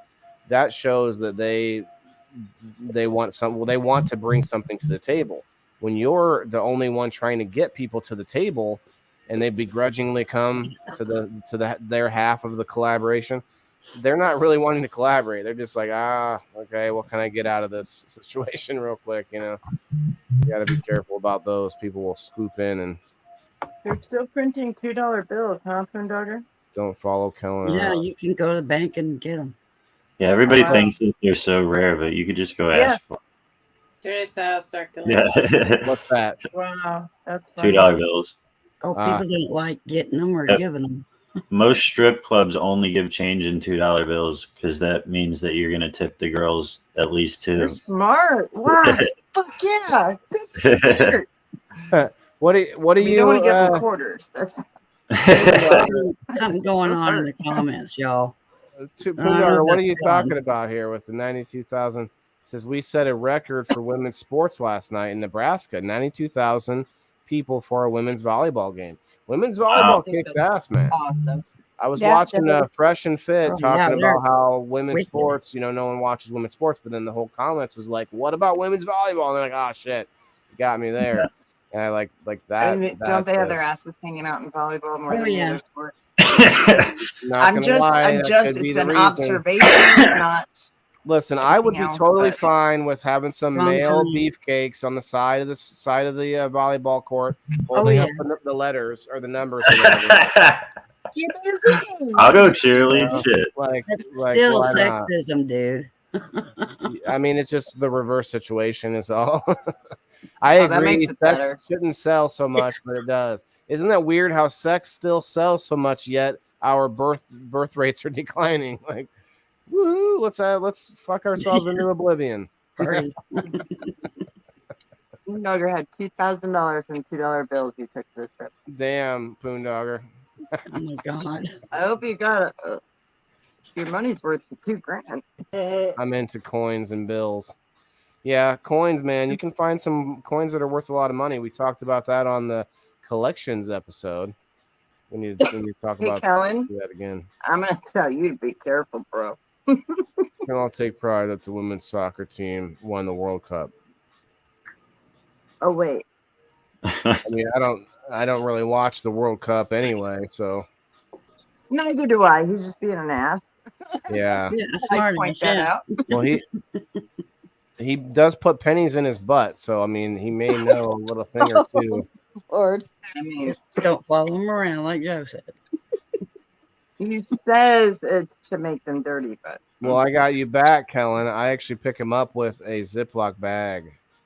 Backwards. Like a fucking dog bag. He's walking around with a poop bag. Yeah. Poop bag. Actually, that's what I use, a poop bag. Was for my bachelor party. Oh, $2,002 bills. Oh, wow, what was the choice? Was there a choice behind that? Made somebody's night. Like, what was the reasoning for that? Like, you just didn't want to carry the, like, you have the number of bills you had to carry. Make the strippers like confused when you ask for change. Imagine you just go around because not many people know they're still printing $2. You just go around handing out $2 bills, and people are like, "Wow!" I think it's like super rare, and you're just like, "I gave out 1,000 today." Some people think they're fake in this town. Why don't we have a $2 coin? I think there is too heavy. Not a current one, but it'd be too heavy. I don't know if they have to double the amount of metal, but it might be. That's not how it works. Yeah. I don't know. Can I just touch on that whole coin shortage thing? Touch it. How in the hell is there a coin shortage? They've been making more coins. Because they're up Kellen's butt. Kellen needs to go for a walk. That's a lie. There's no coin shortage. They're trying to get rid of the money. That's all they're trying to do. Well, you They can just go don't want on to deal with it. the, It started the in Mint's COVID. Nobody wanted to website deal with the and see pennies, and I'm like, oh, we exactly don't how have many coins. coins were minted on what day, and there never was a fucking day in which they minted less. Yeah. Like there's just So more and how more is there coins every authority? year. There's no shortage. There's a lot of coins out there. What do you? There was Yeah, during tell the them they're printing pandemic. $2 bills. You can get them from the They're bank. eating them. Boondogger was saying he got $2,000 for it. There was a coin Yeah. shortage during the pandemic because my son runs a business, and Yeah, nobody wanted to Right. fool with them. I mean, Yeah, I feel I know like there that's a was. shortage only because we were all at home, not spending. You know what I mean? Like that's when we all really learned that delivery Well, that's is also a when everybody thing, was and cashing paying in their online and all pay. that. I think a lot of people changed with how they do things during COVID. oh yeah, A lot of people stopped touching money. You know, just like money which is is nasty. a disgusting freaking thing for all of us to always be touching. But you know how much? As a teacher, I don't have my kids turn papers in to me anymore. They turn them into we have an online platform, and they take pictures and they submit them that way. It's like, I don't want to touch your germs. I don't blame you. Wow, that's interesting. Well, hold on though. Hold on now. I got to push back on this. We are going to have a big problem. The more we're having bigger problems, the more we try to kill all the germs, all the antibacterial, everything, all of the bleaching, everything. But you don't Go ahead. need to be exposed to other people's germs. Yes, we do. Well, we Yeah, do. You 'Cause do I need will- to maintain your immune system. Yeah, it does. Not I will in a tell you. concentrated, like in a classroom. That's a lot of. Yeah. Yeah. I will. So it's about viral overload. It's about viral overload, and that's one of the things that, like the medical professionals were dying from, at the onset of COVID, was because they were just saturated in viral germs, and teachers get that. It's like I don't know. My son's classroom's probably the most germiest classroom there is, and he really has not been sick. Knock on wood. Look, I saw that video of that 82-year-old man, the farmer. Every day he bends down and he takes a slurp out of the same trough that all his cows drink out of, and he never gets sick or whatever. So I forget what it was. He said he's like he hasn't been sick in however many years. All those kids with disabilities are probably putting their hands in their mouth and touching their desk and. Oh yeah. Oh yeah. Not even their mouth. Come on, let's be real. Without disabilities. I'm just pushing back, but there's definitely good germs out there, and I wish we could come up with like a lotion or something where it was like reverse from antibacterial everyting, but rubbing them good germs in. When I brought Keegan home from the hospital, being that he was in there for 4.5 months of his life, first of his life, that's all. He had no germs. He was in the NICU for 5 months, right? Right. I went home and I'm bleaching my whole house. Like I burnt my lungs. I was using so much bleach because I was so worried.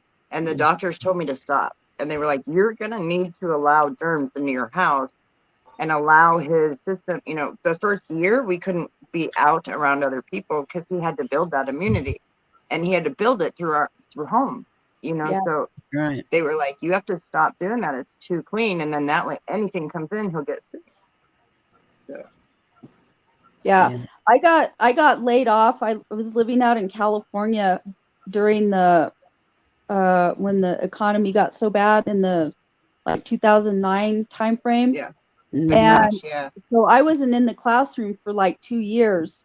And then I went back in the classroom, and the first 2 years I never get sick. I have a really staunch immune system. And the first 2 years, I got the flu 3 or 4 times a year. The first 2 years I was back, I was ungodly sick because my immune system had to catch up to things. So, you're right about that. We have to be exposed to germs in order for our immune system to, be healthy. To learn how to fight them. Yeah. But I don't want COVID. I had COVID. Right. It attacked my lungs. I don't want it. So I've not had it. Thank goodness I don't want it. Yeah. you don't. I had it 4 times. Oh my God, Jimmy. Damn. Remember when this first started? They said if you get it, you can never get it again. Yeah. Yeah. Oh no, I've worked in healthcare like that. the last 8 years, and I've been pretty healthy for working with a bunch of sick people. So. Yeah. Get ready because there's a new vaccine coming out, and Biden said this time it's going to work. And he wasn't supposed to say that part. They said so. Be careful. Just pay attention. That's all I can say. Ashley, come on up. No. Don't worry, the real one's out now.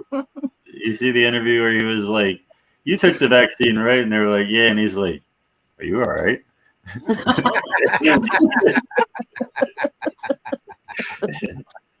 He's got a wicked sense of humor.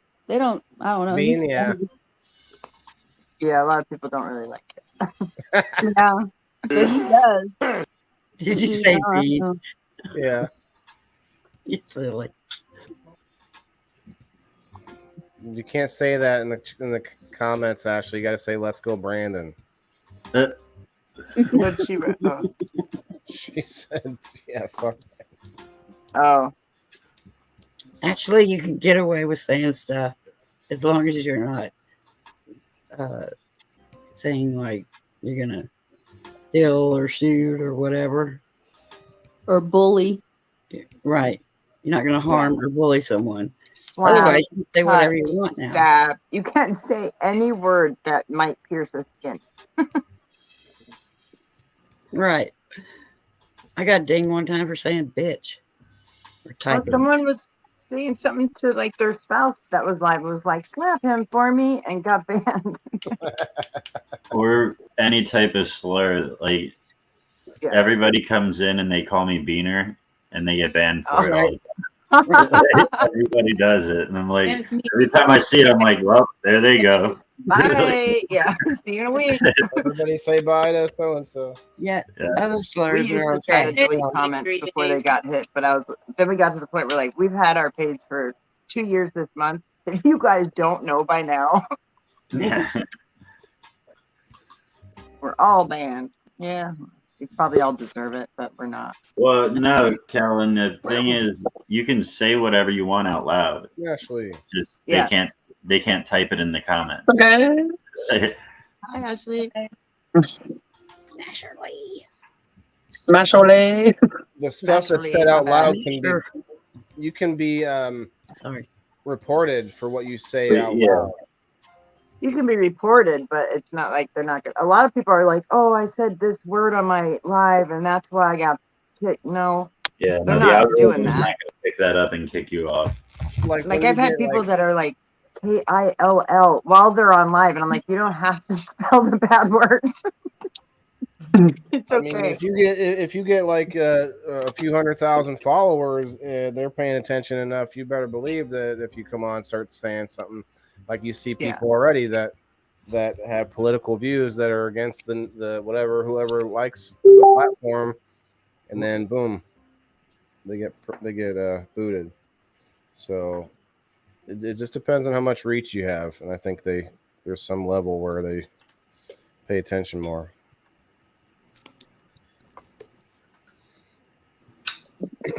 Melanie, it looks like you're underwater. And someone told me yesterday it looks like a mermaid. I was like, so pretty. I like it. It does look kind of like she's underwater, doesn't it? I don't know if you saw me doing it. It goes through. What the fuck? Ashley, how are you doing? Yeah, you showed Pretty me. All good. these different colors. Ooh. Hanging in there. Oh, that's cool. I like that one. Oh It yeah. looks really good, like on the and just in a room when the whole room is like that. It looks Is amazing. that teddy bears behind you? Yeah, what is Oh, that? this. Oh my God, there is. I You're was like, supposed to only have what are you penises talking behind about? you. The bears Yeah, do the not. Grateful Dead. Get some neon Dickens up there. It's funny because I was like, those are not teddy bears; those are mushrooms. That's funny. Yeah, that's on the. What is that? A green screen I or forgot those were something? there. A light, I think. What's that? It's a device. The light, yeah. She's got a tapestry on the wall, and the light is. I got one for the kids like that, except it did like stars and stuff on the ceiling, and then that lasted like a couple nights till they broke that. But it was fun while it I dropped lasted. it so many times. Yeah, the top is coming off. Like, because they're not made well, but they're fucking. No, they're I not. got a good team of you guys. It was like $4. I'm not mad. It worked fantastic. Oh, wow. You know what frustrates me though is that I went through those classes in high school, electronics class, where we did like little diodes and little like made little electric boards and stuff. And I'm thinking, man, these little cheap gadgets that we buy now, if I could just remember some of that knowledge, or if I would have just kept up a little bit of some of that stuff that I learned, you could repair some of that stuff so easy. Half the time it's just a little wire in there that came loose or whatever. Right. You never pay attention to it. Yeah, me either. Really just like one of those kaleidoscope things under glass. Like, I have a Halloween one that has the Sanderson sisters on it. Oh. Welcome. Put a spell Yeah, on I was looking at this. I was like, you. man, if I had the knowledge, like we could make these for what, $1. I could do a lot of things if I was smarter. Listen, Miss Valedictorian. Yeah. Valedictorian. Top of my class, guys. Why were you the only? Oh, it was a private school, and like the 7th through 12th grade was all in one class together. But that year I was the only senior. Oh, Oh wow, I thought you were joking about being. No, I was really alone. It was literally. That's both sad and. No, that's cool. I still had friends. They just weren't there. Like, I know what you're. No, just kidding. There were still friends. They're imaginary. Well, that's kind of trippy. So you have to teach on a level that all of you can understand. Like, that's crazy. Wait, what? So Leslie showed us how to say it, okay? Leslie, you're skirting the line, bud. No, they've got an FUC. So the new one now I've seen is FUG. FUG they haven't gotten yet. FUG, huh? You put periods in there. Like everybody. Bug Newton? Big Newton? Yeah, they've gotten, because they got me for FUK. They got me for saying fugly. The electric master. Oh, that's bullying. See, like I've said this stuff, guys, and I never get caught. So apparently Facebook likes me. Whatever. Yeah, but when I random, it's got to be random for sure. And then once you get flagged once, though, that's usually when it starts. Yeah, keep going. I wish we could figure out what a shadow ban is and how to figure that out, because everybody like will be on one or seem like they're on one or feel like they're on one, but we don't really know what they are. So it's like, it's if you don't pay money. Right. Yeah. What you doing, Steve-O? I need to hear your voice though. Mute it. No. I'm good. All right, cool. You can mute again.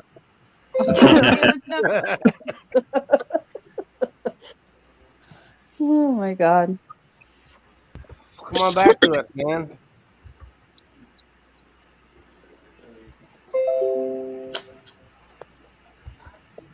Is that you getting so many notifications? Steve-O, come back. And you can smoke it all day long.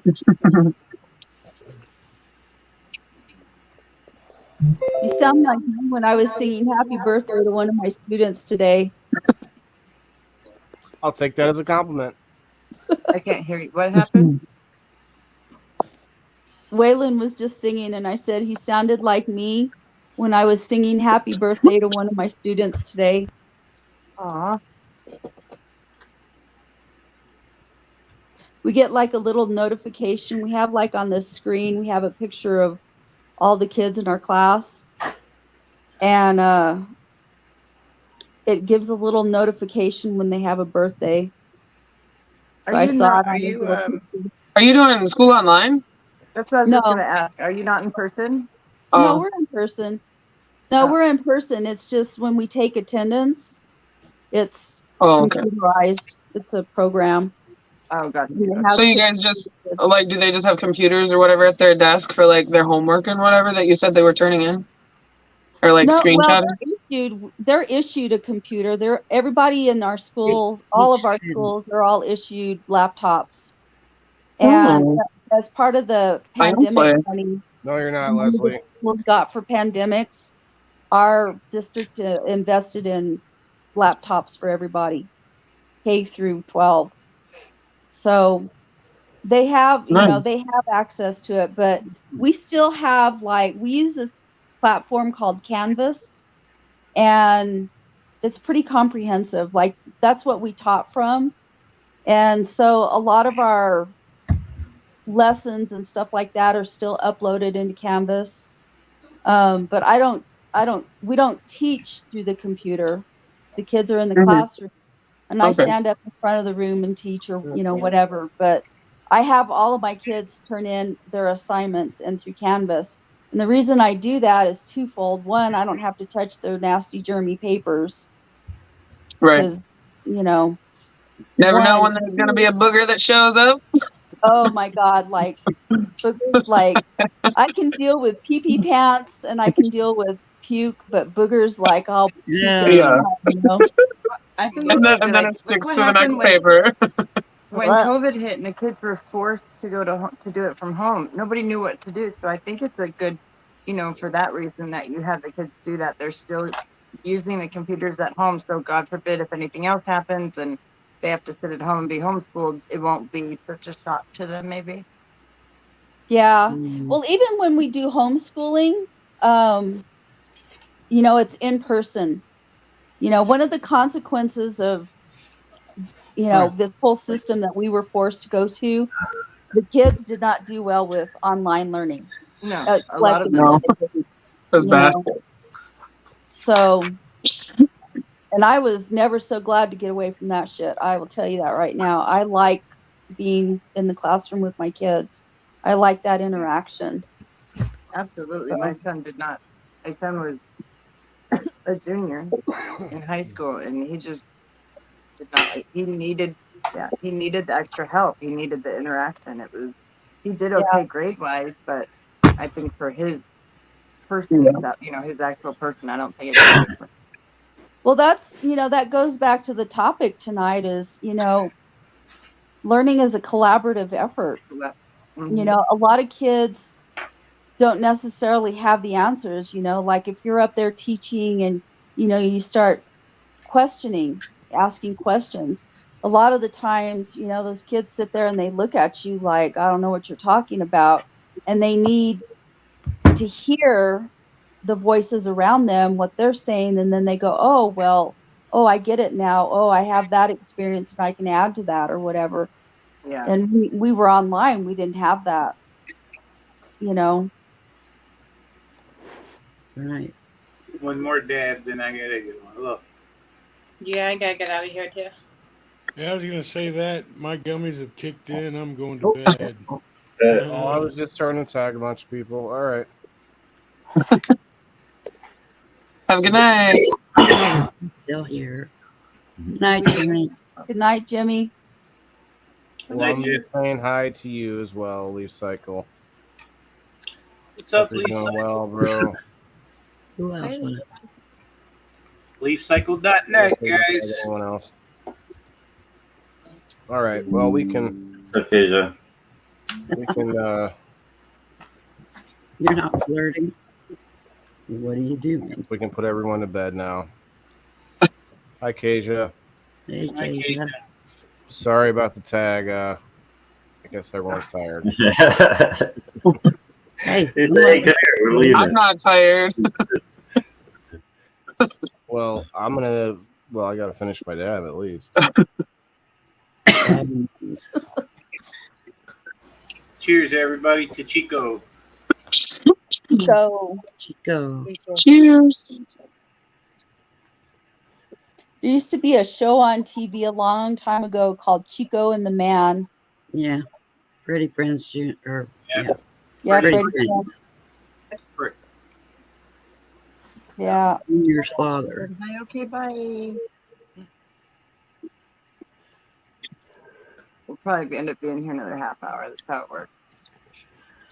Yeah, well, How since long am I? I was gauging the temperature in the room, and Smashley seems raring to go still. Dean's looking extra tan than he normally would, and it's like coming into wintertime for me, so I'm kind of jealous. Who? It's still hot as fucking balls down here. But you have a hurricane outside, and this is how I dress. I saw him wearing sleeves the other day, and I was shocked. Leslie, come over to my page, bro. You're not by yourself, I promise. You're just the only one on my. I put on a t-shirt every morning, drive to work, walk in the door at work, take my t-shirt off, and set it inside. And that's it. I just wear my t-shirt for the drive to work, and then I'm done. I feel like if you guys have ever been to Florida, though, you would too. I went to Florida. Yeah, I'd probably want to be naked too. Here, but I went to Florida and was like, "What the hell?" Yeah, you didn't make it until you saw the size of some of their bugs down there. Yeah, it wasn't the size; it was the amount. And freaking lizards falling from trees. That part. Okay, Google Photos just came up with the. It's been 1 year this week. I was there, and so Google Photos just said like, your trip to Florida, and it went through all of them. How many fucking are they iguanas? Videos and pictures do I have? Huh? Yeah. The iguanas that fall from the tree? Yeah. Yeah. Not when I was there. When I was there, it was okay. But they were everywhere. They were on the hotel window. They were inside the window, and they were fucking. And I was like, ones, yeah, they're like. It gets sort of a little freaky because they're so tiny. You don't. I know have where two the leopard geckos. It is like the lizards. Annalise, the Cuban. The lizards are like the Florida roaches. Yeah. I love. That's exactly. I would say that. Yeah, everywhere. And geckos. Yeah, no. I love geckos. Charlene doesn't have them. I used to have two leopard geckos, but they died. I have a bunch around here. Yeah, my son is a leopard. I mean, I have rats that are Not living in my leopard, house, but- so I really shouldn't. Okay. Well, they probably ate them then. I might want Pulaski iguanas. Yeah, the iguanas that was like further south, like south of Tampa. Oh, okay. And those are not native; those are released. Oh, Yeah, that's nice. Yeah, Yeah. they're indigenous to like South America, I think. Yeah, they're not. Yeah, that makes sense. I mean, hence the reason they keep falling from trees when it gets a little too cold. Yeah. So they go, like at a certain right back. temperature, they like go into hibernation. Yeah. Like, automatically and just fucking. Apparently, hamsters do too. I just learned this. Oh, a lot of rodents. And a lot of people are saying that they might have accidentally buried their hamsters. Oh, it's happening. That's terrible. Like he was just in hibernation. He claws his way out.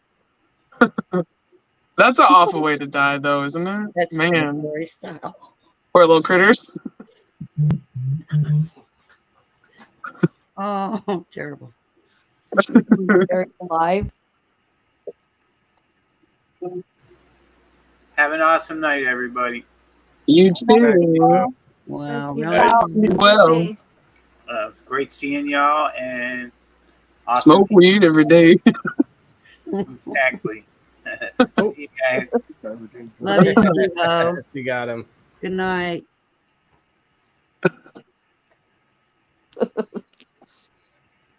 And then there were six. Villages control our environment. We are in a bubble. That's wild. Mm-hmm. Oh, and just the Agreed. villages. Oh, okay. I thought you meant like in the part of Florida you're in, you don't have lizards. I'm like, what the fuck? Yeah, that's what you're saying. Well, yeah. I mean, they Oh probably. yeah, because they control it. Yeah. You mean, yeah, where's There's probably like every so often one gets through. And actually, I drove by the other day, man. There was 3 deer, and it was during the day. We get a lot of deer in Illinois, and they might not attack you, but they run out in front of your car a lot. I don't know if you guys have deer where you live. Yeah. Well, we're talking about big lizards and stuff there in Florida. Yeah, they can do damage. Yeah, we got deer, coons, squirrels, opossums. Yeah, but a deer will do more damage than any of those. Right, yeah. You hitting it. Like a big buck. You hit a big buck, man, I don't with know. like. we have wild Yeah. turkeys. They're big and heavy. I posted Yeah. a picture. I think it was today. deer in my front yard. Oh yeah, I did see that. Yeah. Come up your trees just nibbling. Just nibble. Then you bring the crossbow out and have some dinner. Oh my God, Ashley. That's right. Fatten up. There are herds in this neighborhood that have been here for years. They are not 5-second rule. hunted. Yeah, no, not no moms with babies. Charlene has geckos outside. I love the geckos. Okay, so she does have the little ones, it's not the big ones. We have Where tarantulas. does she live? What? You have what? Oh, I see one tarantula here. Tarantulas, ooh. Nothing. I used to have one as a pet. My son asked me for a tarantula, and I said, as soon as you move out. I'll pay One you of my for it. students today on Facebook, I noticed that she had a post that she had a tarantula had gotten in her house and she was freaking out. Burn the whole house. Time to sell. Just move. You're done. Just move. I told her, I said, just don't do it out. Now it's gonna have babies in there, and you're done. That's it. Bye. Well, first they have to I don't find mind a snakes and spiders when they're people's pets. Like if I know them, and I know you can't know them, but you know what I mean. Like if they've been living in a house, and I'm like, oh, you're sweet. These are my spiders. Free Willy. Right, like, I'm cool with spiders as long as they don't get on me. It's like if they get on me, like they get on me, forget it. Yeah. If I don't know them and they I get on don't me, disturb them. Did you know daddy long legs are not really How a many spider? spiders do you know? Personally. a couple. I mean, Not as many snakes, not as many. oh, God. Did you know that daddy long legs is not a spider? That's not. You know, daddy long legs are not daddy long legs in Canada. What are they? So what are these things then, guys? I need answers. I feel like that's a setup to a joke. No. Kat was we were live with Kat, and she was like, oh, daddy long legs. And then she went and showed it, and it was a skeeter eater. It was a mammoth, what we call a skeeter eater. We looked it up because we're like, you're fucking, that's a different insect. They call them dandelion, or not, long leg things. And I was like, no, that's a spider. They don't have dandy long legs there. And then if you look up those there, it comes up as a different name. It's really weird. So, because it was flying, and we're like, no, long legs don't fly, bitch. And she's like, That's no, weird. what? We're like, you see the wings? That's not a spider. Weird.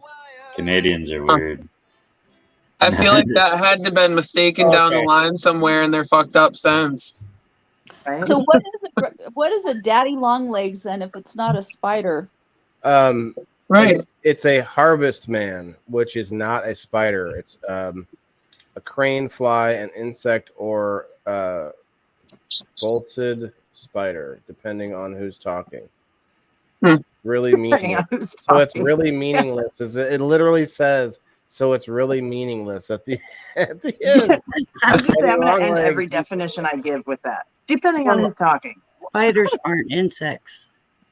And daddy long legs have 8 legs. So what are they? Yeah, what is it? An arachnid? Okay. That's still a spider. I think I was wrong. I think what it says, what it's saying here is that the meaning of the name Daddy Longlegs, it means not a spider, but that doesn't mean it's not a spider. Man, I was about to believe my whole life was a lie. What, Melanie? Check you. What? Like the one. What ones? Fact. So do we really have to fact check you? I thought you were the one. Well, I'm reading right now from this website, burkemuseum.org. Myth: a daddy longlegs is a kind of spider. Fact: this is a tricky one. Unfortunately, different people call completely different creatures by the daddy term. Yes, we do. Don't say. Don't say. I think we just need to leave it right there. That's right? Because there's a lot more. Most of it depends which in your culture which insect you call daddy. Yeah, daddy. Apparently. Spider myths. I don't know why. Look up roly poly. And then it says in this those article, are crustaceans. Yeah, they're it so says- Crustacean? They'll eat anything. I didn't know that. hold on. Yeah, Let's, they're land crustaceans. Wow. There's little crustaceans in your backyard. all right, let That me looks zoom like a this. mayfly. Mayflies are a pain in the ass. I hate those damn things. Yeah, but they eat mosquitoes. So Well, listen to they this. still are a pain in the ass. It says harvestmen are arachnids, but they are not spiders. Oh, the plot thickens. What? In the same way that What is butterflies going are on? insects, but they are not beetles. Interesting. Whatever. Harvestmen have one body section. Spiders have two. Okay. 2 eyes in a lump or in a little bump. Most spiders have 8.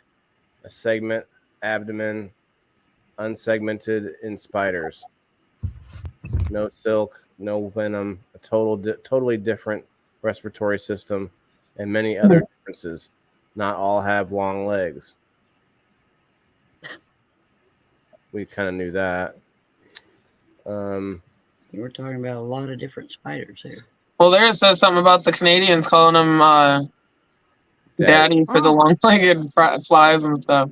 The Hold on, British, some Canadians call that long-legged spider. There we go. It says the British, some Canadians, and some Southeastern Americans use the daddy term for long-legged fly cranes. Daddy. Okay, so Can daddy, you imagine them screaming when they're scared? Daddy! daddy's after me. Daddy's after me. Long-legged crane flies. Family. Okay, which are insects, but usage is found in Edward Lear's famous nonsense poem, "The Daddy Longlegs and the Fly." Finally, people who seldom venture outside may only have Real daddy long one-legged- legs, please stand up. one way. Yeah. The house spider, Fulcus, phalangiodis. Anyone seen Arachnophobia? No, on purpose, actually. Yeah, I love that movie. I'm good. it was good. Yeah, no.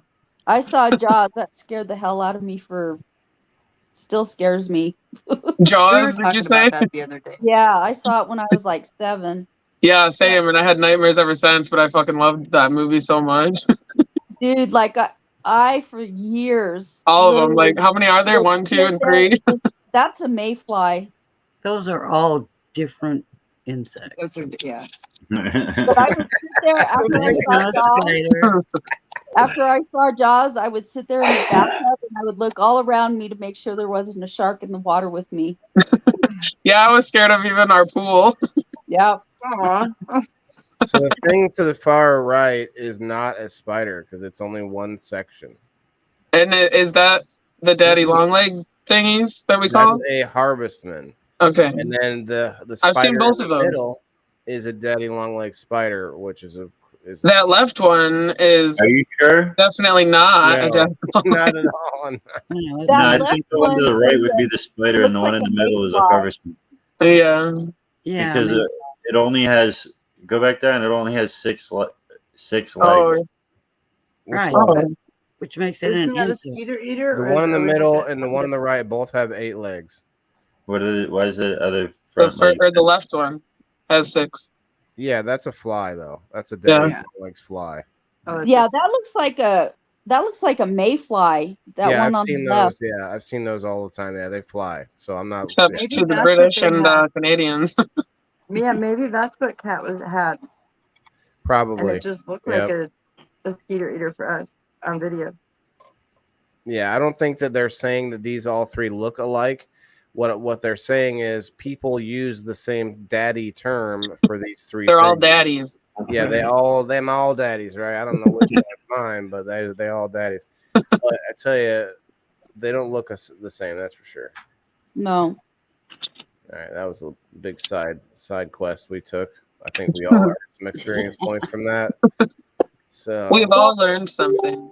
Well, I have to tell you, so I recently moved houses And the house that I moved out of, I had this huge daddy long legs that had been living in my garage for a long time, and my granddaughter named it Messi for Lionel Messi, you know, the soccer player. Yeah. So when I moved, I freaking had to bring that spider with me. Wow. That's funny. Wow. How did you do that? So how's he doing?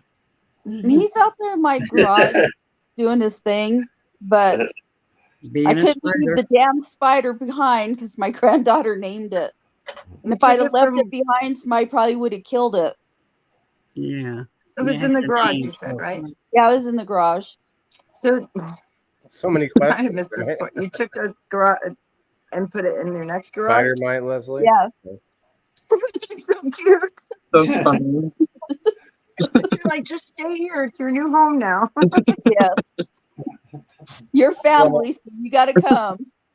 That's when you're like, you know, finally get everyone over or everything there and everything. It's like, what's his name again? Messi. Where's Messi? You're carrying the box. You know, I don't know. I put him down to crunch.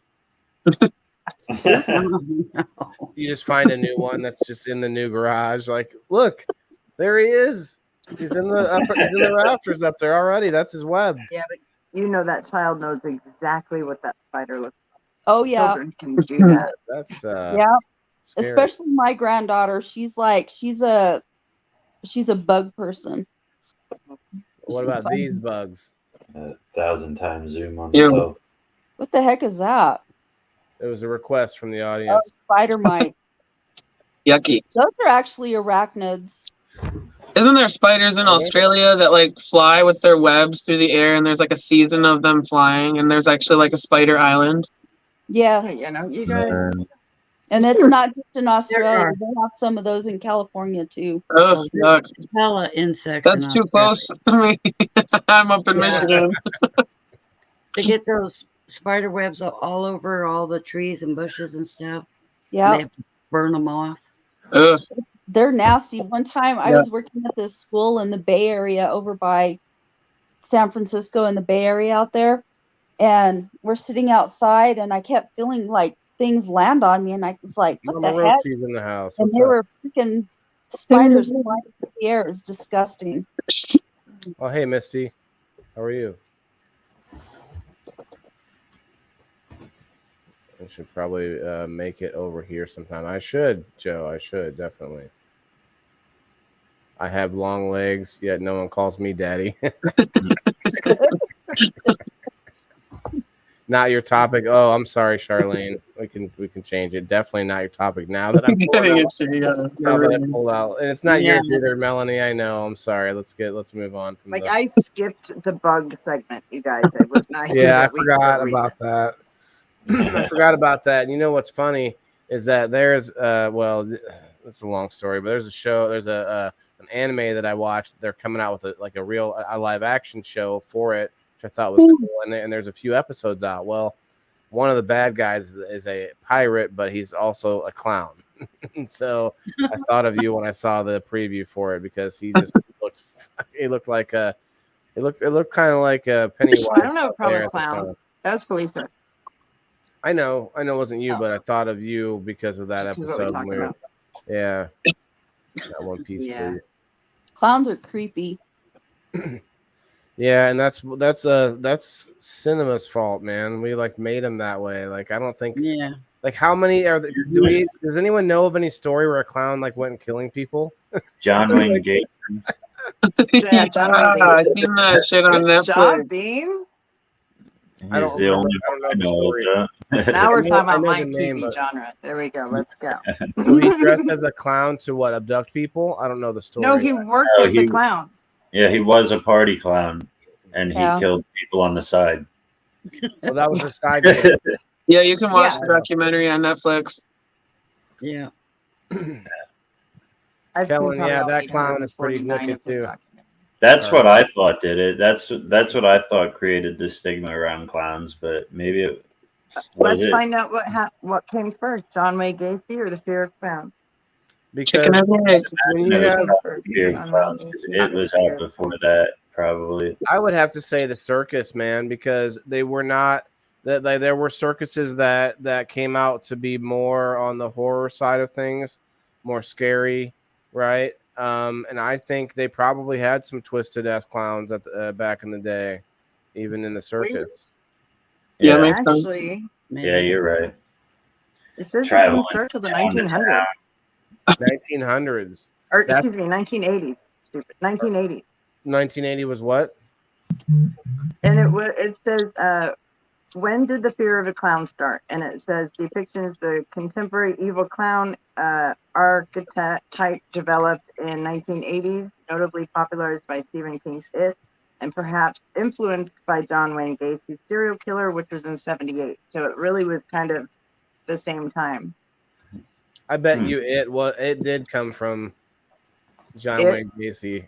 Or Pennywise, I guess. There's another story in the 80s, a movie that I remember as a kid that I probably shouldn't have watched. I can't remember the name of it. Was it Killer Clowns from Outer Space? And it was literally aliens, but they look like clowns. And so they came here to abduct people, and they would put people in these like cocoons to suck all the blood out of the cocoon. The cocoon was a giant thing of cotton candy, and they're hanging from the ceiling, these cotton candy cocoons. And they were all these like crazy clowns, and it was this like 80, typical 80s movie, and it was like, man, somehow in the 80s they knew how to make with no CGI, and like they were just using props and stuff, and like you just felt like you were effects. Yeah, man, you just felt the only movie that I still will forever think is real, well, looks real, Jurassic Park. How did they get that look so damn good? They have remastered it though, so I don't know when you're talking about seeing it. What, Jurassic Park? Yeah, they've remastered a lot of those types of movies, so you have to. No, I'm talking about the original one, the very first one. Yeah. Yeah, but you were like 12. Yeah, but I've watched it recently. I'm saying if you watched it recently, you've watched a remastered version, unless you're talking about that same DVD you own. Oh, true, that makes sense. But still, I don't know. I don't know. You just ruined it for her. Like she just I'm still sticking true to what I said, because all right, it is pretty good. They've remastered a lot of shit and it doesn't look that good. Loyal girl. You know what I liked was Avatar. They did a really good job they took a long time to do the CGI on it to make it actually look real. Yeah, that looks good. But if you go back to watch a lot of movies, for Jurassic Park was only $75 million. That's not bad for being. Yeah, and like I said, they've remastered a lot of shit and it doesn't look that good. The animatronics alone had to be like expensive as hell for them to make it somewhat look real. And that's how they made it into a ride. That really made them money back, because if you set up the movie in such a way where the filming becomes like a ride, then they're probably doing that. They probably started, I don't know what movie started that, if Jurassic Park started that, but after that, they started doing that with a lot of movies. Okay, we're going to have a Pirates of the Caribbean ride. We're going to have every movie, they're going to like, let's have a ride for it. Well, I remember Dick Tracy. I remember going to Disneyland, and they had like a whole part of it was Dick Tracy. Like some of you might remember Dick Tracy. Yeah. So I feel like it started way before that. Or something like that. I remember Dick Tracy. That was so crazy with some of the weirdos in that one. Very Kellen, you don't like the storyline of Avatar? Yeah, wow. I mean it is very. It does kind of have a lot of like sort of subliminal connotations to it, I guess, if that's what you're getting at. I never seen it. What? Avatar? Why not? Avatar, basically, we decide to go to this other planet, and we find a good resource there. But then there are these other people there that are like primitive and alien. So of course we're humans, so we just decide to destroy them all and try and take it, because that's what we do, right? Yeah. American. So I get that part of it, Kellen. I get it, but I still like the movie. Huh. Unobtainium, yeah. Like the unobtainium. Yeah, but talk about collaboration. What do we think would happen if aliens really showed themselves? Do we think we would want to collaborate, or would we, like some of us would try to worship them? I'd take them to our leader. I don't think that they would be like, that was funny. we're out of here. I don't even care who our leader is at the time. That was fucking funny. Certain leaders, I think, would want to go to war, and certain leaders wouldn't, and we wouldn't be able to stop the ones that do. Like, you know what I mean? Like, if they would show themselves here, and like the whole world's panicking. You don't think North Korea's like, I'm gonna try my missiles out right now? Right? Like, Holy fuck, we gotta get these guys now. So I keep hearing that it's all just going to be CGI fake shit just for government control. I mean, they're getting good. That is a problem Exactly. because the fifth generation warfare is. So if y'all see aliens, no, it's fucking fake. Yeah, well, that's the problem. Is that fifth generation warfare is not fought with bullets and bombs. It's fought with propaganda and muddying up the information streams with, misinformation, all sorts of crazy conspiracy. Yeah, fucking with the mind, getting us to contain ourselves. Right. This show here, there are several episodes that probably would have gotten other people to stop doing this show. I've lost friendships. I've lost connections with multiple people. Not that many. I don't want to sound that badass, but like a handful of people that did not like the back and forth of opinions on this show. And that's the show's not an opinion show, but opinions happen. And the show is about exploring. I mean, that just shows how closed-minded they are, really. Maybe, but I might have that opinion directly, but I also don't want to like condemn those people for that. No, definitely not. But I get it. That's why I'm having the show, though, is because I want to help. Maybe let some people speak up that would speak up, but they're just like they feel like they're alone on this thought or that thought, and they just don't want to. They don't want to speak up because they would get chastised or whatever it is. That's not the environment I want to foster. Like the whole point is to like help us get out of that mode, and it's not to get upset because you don't agree with the other person said. You know what I mean? But to have a conversation about it. Yeah, more free speech is a good thing. Yeah. I'd rather hear the things that are gonna hurt my feelings or make me like that might make me mad or whatever, like that I disagree with. Like, 'cause I want to know what the other side thinks. I want to know what the other side of my opinions are. Like, because that's all everything is. Nobody knows anything for sure. Anybody that knows, right? Yeah, there's like you never know what the 100% truth is. Mm-hmm. Right? Nothing but the truth. Yeah, but some people are not comfortable thinking that way. I know, but some of that is so okay. I'll go with that and say there's probably a percentage of people that wouldn't want to be open about stuff like that, about like serious issues, even if we were, how do I put this? Even if the whole world was like loving free speech and we were all like kumbaya, there would still be a percentage of people that just didn't want to get into the sensitive subjects, right? Yeah. But now, can we then still agree, though, that there's probably a good percentage of people right now who don't get into sensitive subjects because they are in fear of repercussion or someone thinking of them in some way? Yeah, that's where the people pleaser attitude comes in. Right. I would be with being and guess that it would be a lot of them or most of them.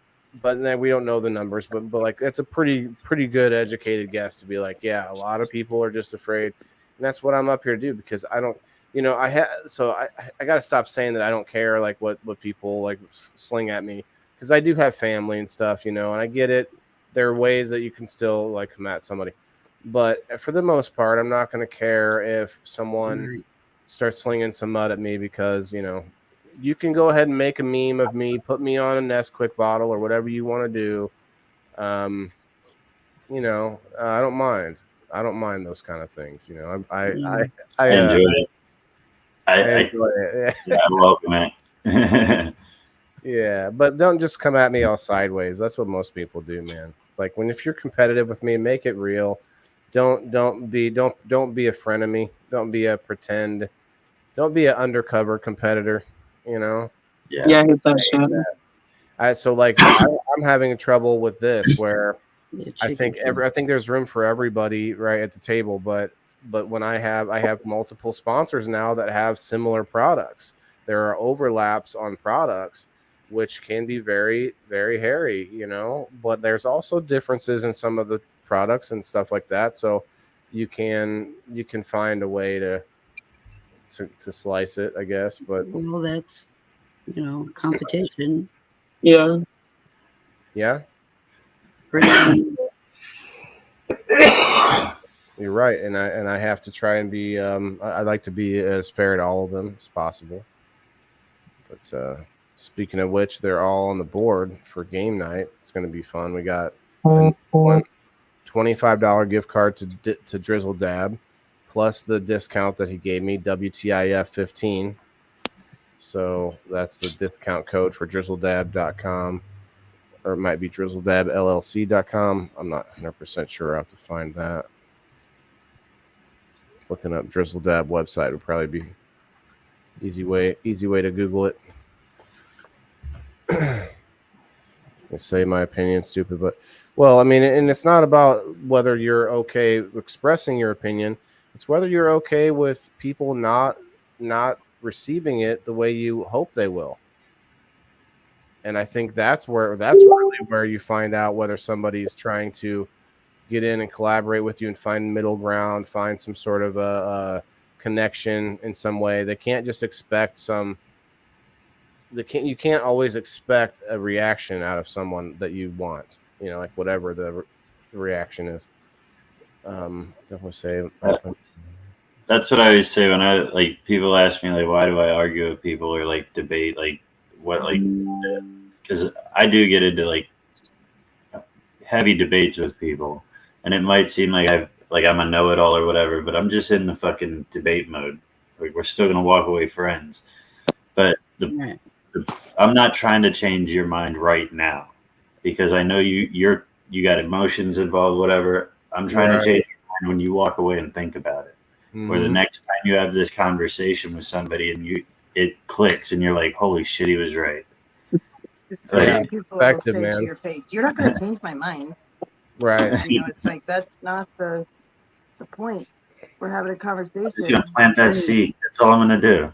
Yeah, it's not so much about you worrying that, or it's not so much about other people changing my mind. It's about me wanting other people to change my mind. Like, I'm open to it. I want you to bring me something that I don't know already. Just bring me some information that schools me on it. That gives me a new way of thinking about it, or whatever it is, gives me pause. And that's why I like to be open about it. But not everyone is that way. Unfortunately, every type of person out there, there's a percentage of those people like that, right? That just is that way. Kim just hit the button when she said we're going to be wrapping things up, though, guys, in a little bit. I think I'm about ready. But, there she is. Boop. Boop. But, yeah, I really enjoy the healthy competition being I like that debating, but I want it to be a discussion, Like that's why I like long form podcasts. That's why I'm okay with keeping this an open-ended, like I could see us going for hours eventually if we have the right type of situation, like get some people on here with opposing views and have a discussion about it, but I wouldn't want it to be, I wouldn't be here if it's a debate show. I don't want to debate about things, to have a conversation and a talk back and forth. I love this. But like-minded people. When you feel like you're being attacked because you have an opinion on something, I'm not for it. I'll listen to yours, you listen to mine, and we can go from there. But I don't want to be. Yeah, it's always about the opinion. Once you start attacking the character of the person or whatever, then I'm done. Mm-hmm. And if it happens online, somewhere else, usually it turns into name calling or some shit. Mm-hmm. Yeah. Or like Waylon said, I'm like, bye-bye now. Some of us have lost friends because of our opinion we put out on public. Yeah. Literally no conversation after that, just done. Because you had an opinion, or you made a joke, or, something not an offensive one, just something that most people would, or brush off. Someone takes it wrong one time. Mm-hmm. Or just push back. Like if you're if you're in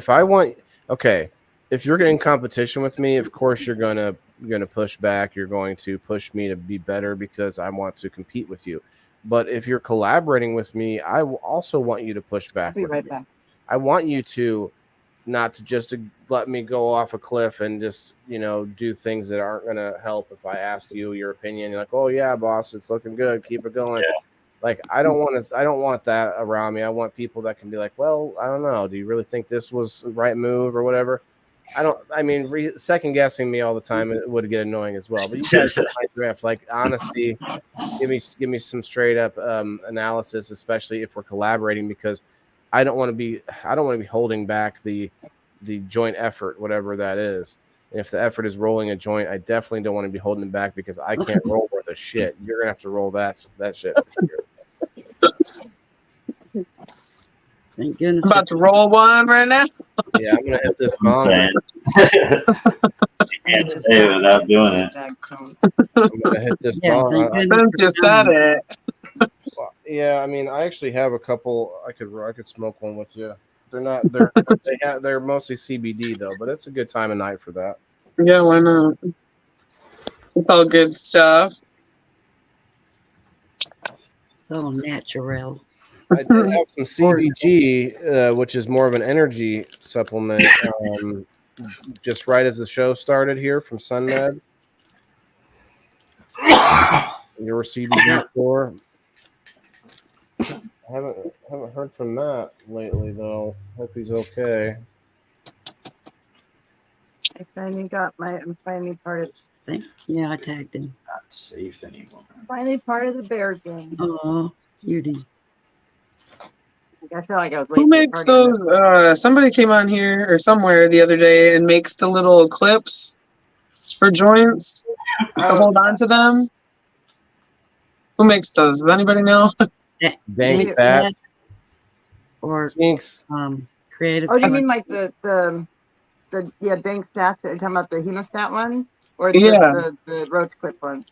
Yeah, no, yeah, the clips. Or she even had rings and stuff. Rings? I know. Yeah, like rings to hold put gems on it and stuff. I remember that one. That's I don't remember who it was, but she came up and showed us one time. Yeah. The ring. Those are super cool. Has another ring on it that you can keep your joint in there, and yeah, like old school. Yeah, like prim and proper. Yeah, prim and proper. Pinky up. Laces out and pinky up. What happened? I think I'm gonna make. Well, never mind. I gotta stop doing that. I get too high towards the end of the show, and I start telling you guys all my thoughts and ideas. Every time, man, never fails. I gotta stop. I stopped myself the last couple times, but usually it'll be like, "Oh yeah, I'm about to do." Wait, stop that. Do it. Don't do it. How are you keeping secrets at Christmas? So now we know this. My kids usually get their presents early. We all make That's the worst thing you can do to somebody, though. Is like, hey, did you hear about? Oh, never mind. I can't tell. Yeah, you just did that the other day, and you're like, "Now's not the time." I'm like, "No, now is the time." Yeah, you just decided it is the time when you opened your mouth. Yeah, I love doing that though. I'll leave it at this. I'll give you a little bit. I'm gonna leave now. It's a thought of a map design for game night. That's all. It's about game night. We knew it was about game night and what you're going to do board. That's my next show. That's all. That's why I think about it. I'm talking to people in the boxes. It's like on my mind's like, okay, what's the next thing? Right. Next thing, you know. I do well. Then actually, okay. I'll take it back. The next thing is I have my son through the weekend, and I have to find some kind of activity to go do, and I'll do the review for that place, whatever it is. Oh, cool. The events and whatnot. You guys have seen. I thought about it today. I need to go back through and collect up all the pictures of my son, at least one picture at each event or something, and put together like a thing where it's like, our adventures together or something, because we've That'd be cool. taken to a lot of events now. We might end up. Does he not know about game night? Say again. I just said that's what I was about. Here you go, Waylon. Helen would like to know what about game night. Kellen new here? Does he not know about game night? He's only, I think, been around for a couple weeks.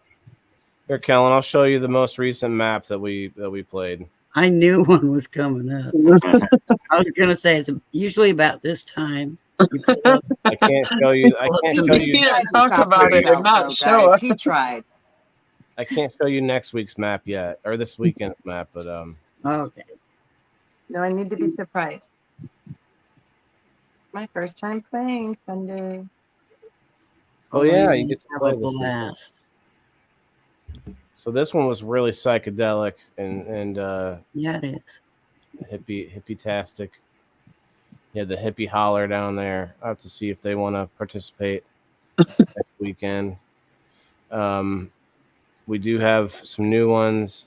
Might have some leaving. It's all really relative. Anyone that wants to add themselves on here can do whatever, like donate whatever they want, and we can do like a shout out or a commercial. I really love the little videos though, man. You guys are welcome to make another one or make multiple. Maybe Smashley's Garden. Can we get a Yes. I would be happy to do that. Well, yeah. Do you have like a gift card, maybe a gift card or something for your juice? Well, we actually starting tomorrow, there's a back to school deal. Like if you get your Healthy Starts for Families, you get like free shakes and stuff and free gummies, obviously for your kiddos. So wait, say it. So what's the thing? The Healthy Starts for Families is basically when you sign up to get the fruits and vegetable blends, and then you can get the same for your kids for free. Oh, I see. That's when that starts. I thought that was all the time. That is all the time, but I mean, sign up for the actual businesses. It's like $30 off, and now if you do it, you get 15 of the free shakes that we have. So it's just extra stuff. Nice. So you'd be giving out a bunch of free shakes? Was that what I'm hearing? Yeah. 15 of them. Yeah, every Sunday, Kellen. Free Every shake. Sunday at 3 o'clock.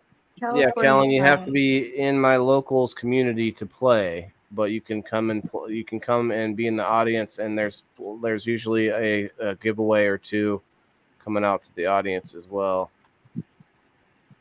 This is where I usually this is kind of what it looks like usually, and then I add a spin wheel in there. Got to change all the names for this week. I'm going to try to do that before the show starts this time. What's up, Zach? Yeah, bro. If you're interested in playing, you can get your name on the list. It's only $2. Make you hollers. $2 make you holla. Make you holler. Somebody had to say it. It was already going through my head. Make it every time. We already did the $2. Look, I'm proud of us. We did do the $2 bill strip club thing, and nobody said it then. So you know what? You're right. That's funny. I'm kind of disappointed that. Now I'm hungry, Seth. All right, I'm gonna smoke this dog walker. It's orange glaze infused Chicken feeder. That's what I call them. Delta 8. There's Delta 8 in this. Oh.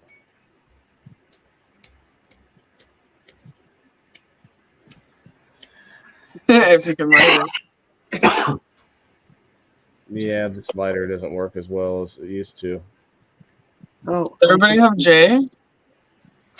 I got raspberry. Yeah. Flavored paper.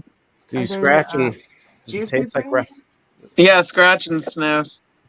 Is it the juicy round one? Yummy. Sounds like that person that had the pennies up their butt earlier. Yeah, scratch and ew. That's Kellen. That's nasty. That's gross.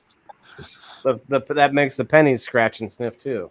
Oh God, Yeah, you don't even have to scratch them. Touche. Just touching them. Or touchy, depending on. Kellen just said, "No, I'm hungry. You still hungry?" Because we're talking about pennies that just came out of your ass. Right, Kellen. You want some He's the one copper? that said it earlier. Copper sandwich? Uh-oh. All right, let's play. You know, I'm going to play this one again. I played this one earlier, but it's actually a really good song. It's only a single. That's why I never play it, but it's called Bird on a Wire.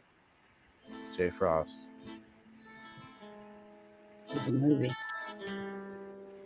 20 volume. Listen to this for a minute. Now birds on a wire, just holding where to fly.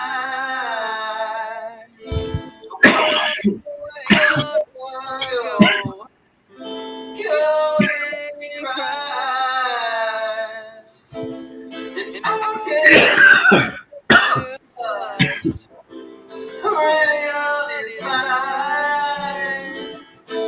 But he knows that the ocean has powerful time. And then we're trying to enjoy nice music here.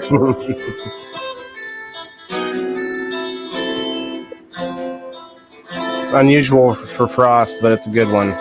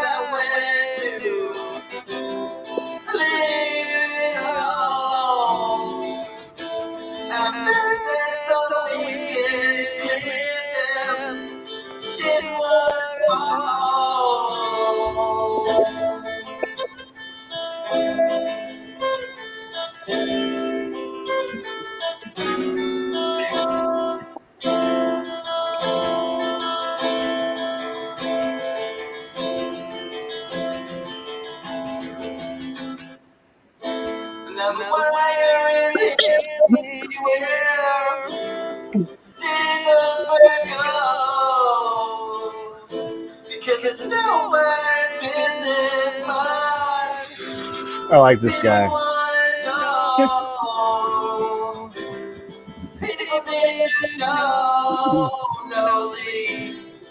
People need to know. Nosy.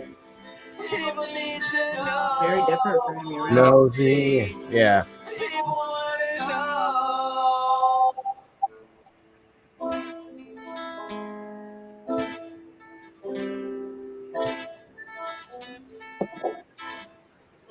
Now birds on wire, just holding where to fly. 15 ounces, 15 and a half ounces off the GMO. Nice, Joe Kelly. Nice. Wow. Indoor. I mean, I have to say it, Joe. I have to say it, bro. It's not quite a pound. Off of one of his plants? Yeah. Oh yeah.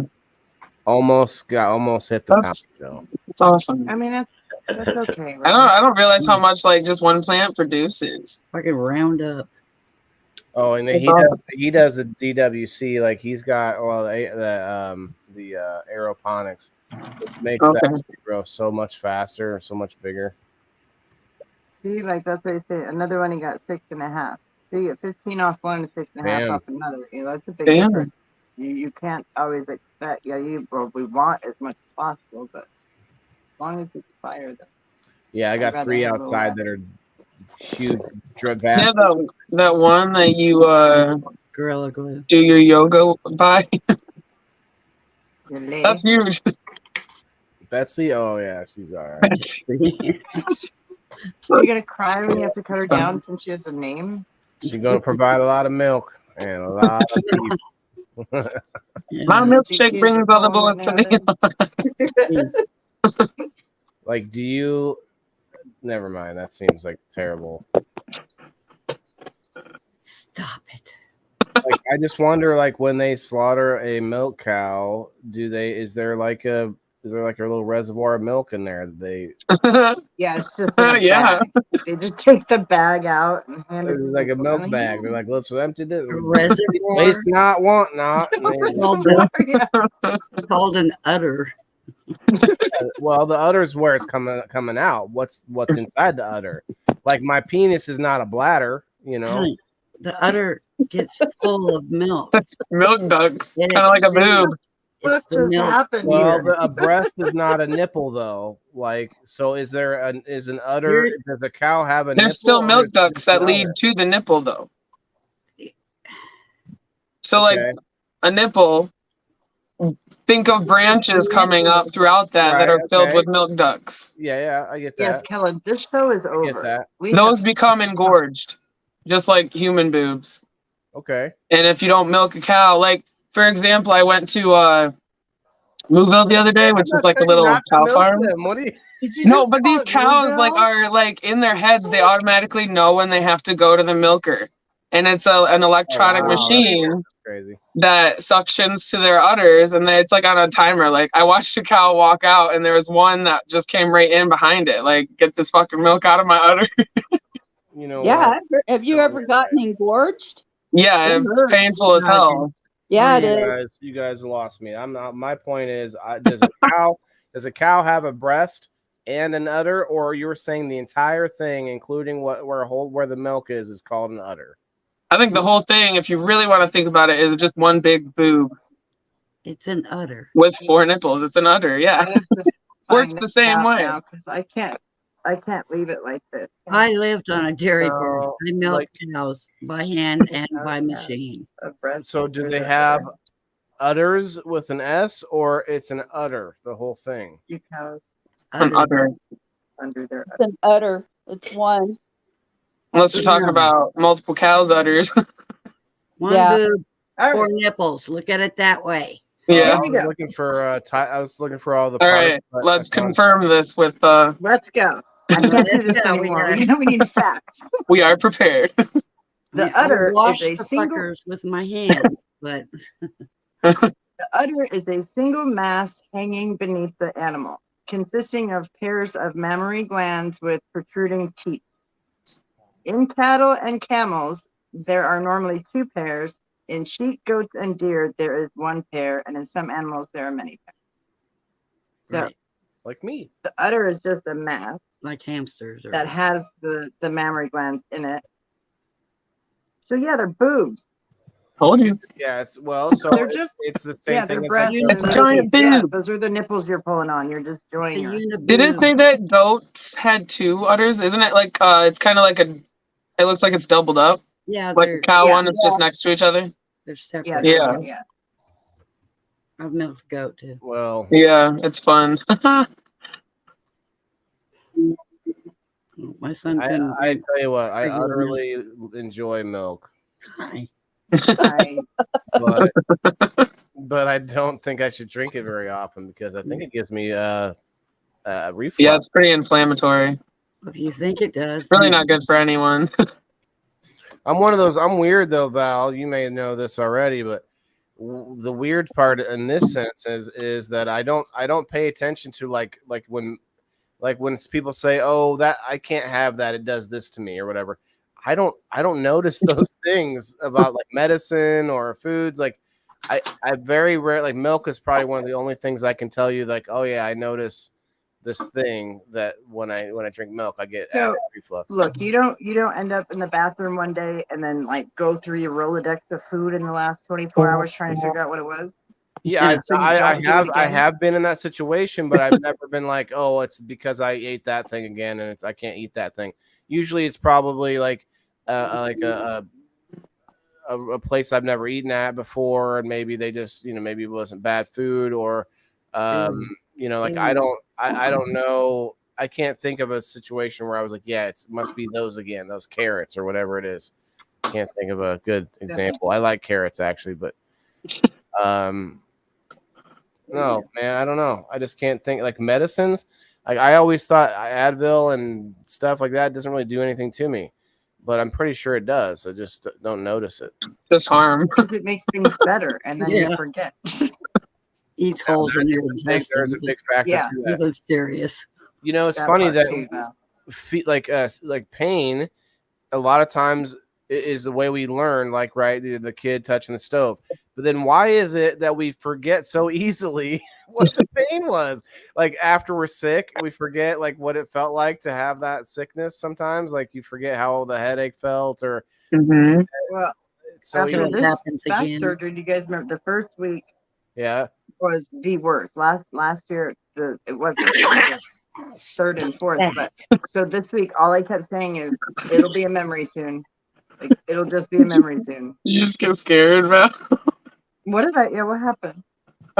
Oh, the cat touched the dog. Did. He had a little hissy fit. Are you okay? It sounded like you one of my favorite sneezing. movies.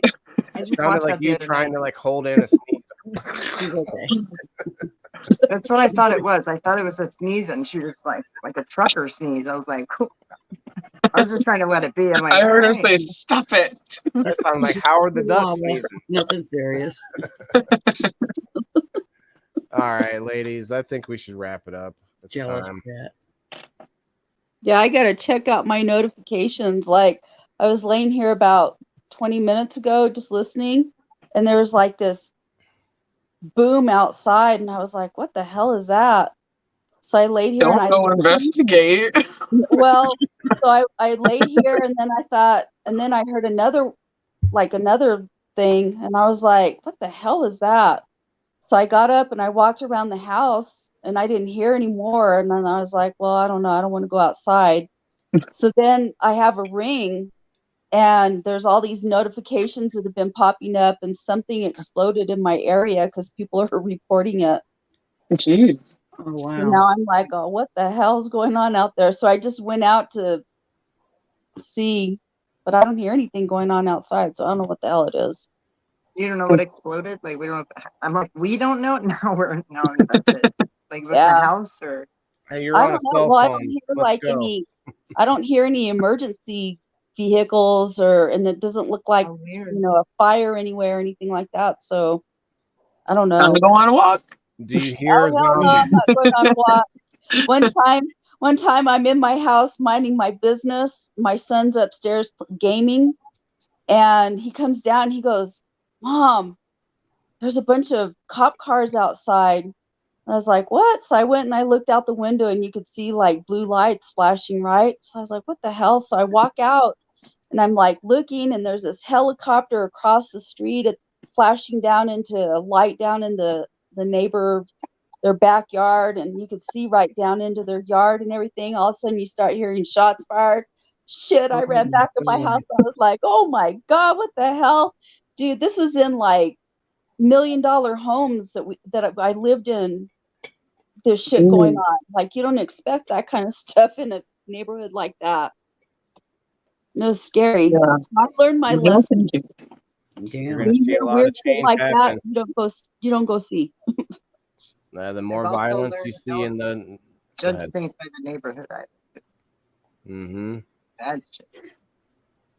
Well, those people that lived in that house, like, they were out of place. They lived like, they were kind of, I don't know how you explain it, like the Clampetts.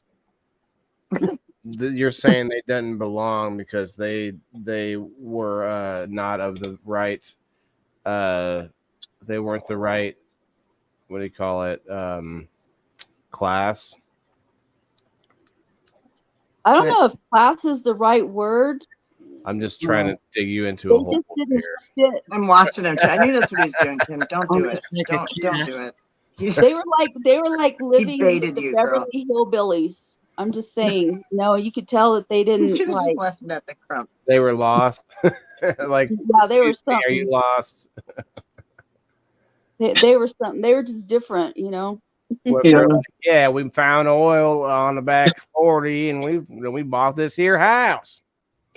Now leave us alone. That's how we celebrate. We shoot up in the air, bullets come down. We swim in the cement pond. Cement pond back here. Well, I don't know what the hell they were doing in their house that night, and it didn't appear in the news anywhere. So it was crazy because there was probably about 20 cop cars lining the streets around that house. I have a couple guesses. And then they had a helicopter shining a light down in their backyard. So I don't know if it was like a domestic hostage situation or what. But like I was staying there trying to figure it out, and all of a sudden there were shots being fired, and I was like, "Oh fuck, I'm going back in my house." Just gonna go back to bed now. Sleep in the bathtub. That's your safest. Yeah. Right. It's the safest spot.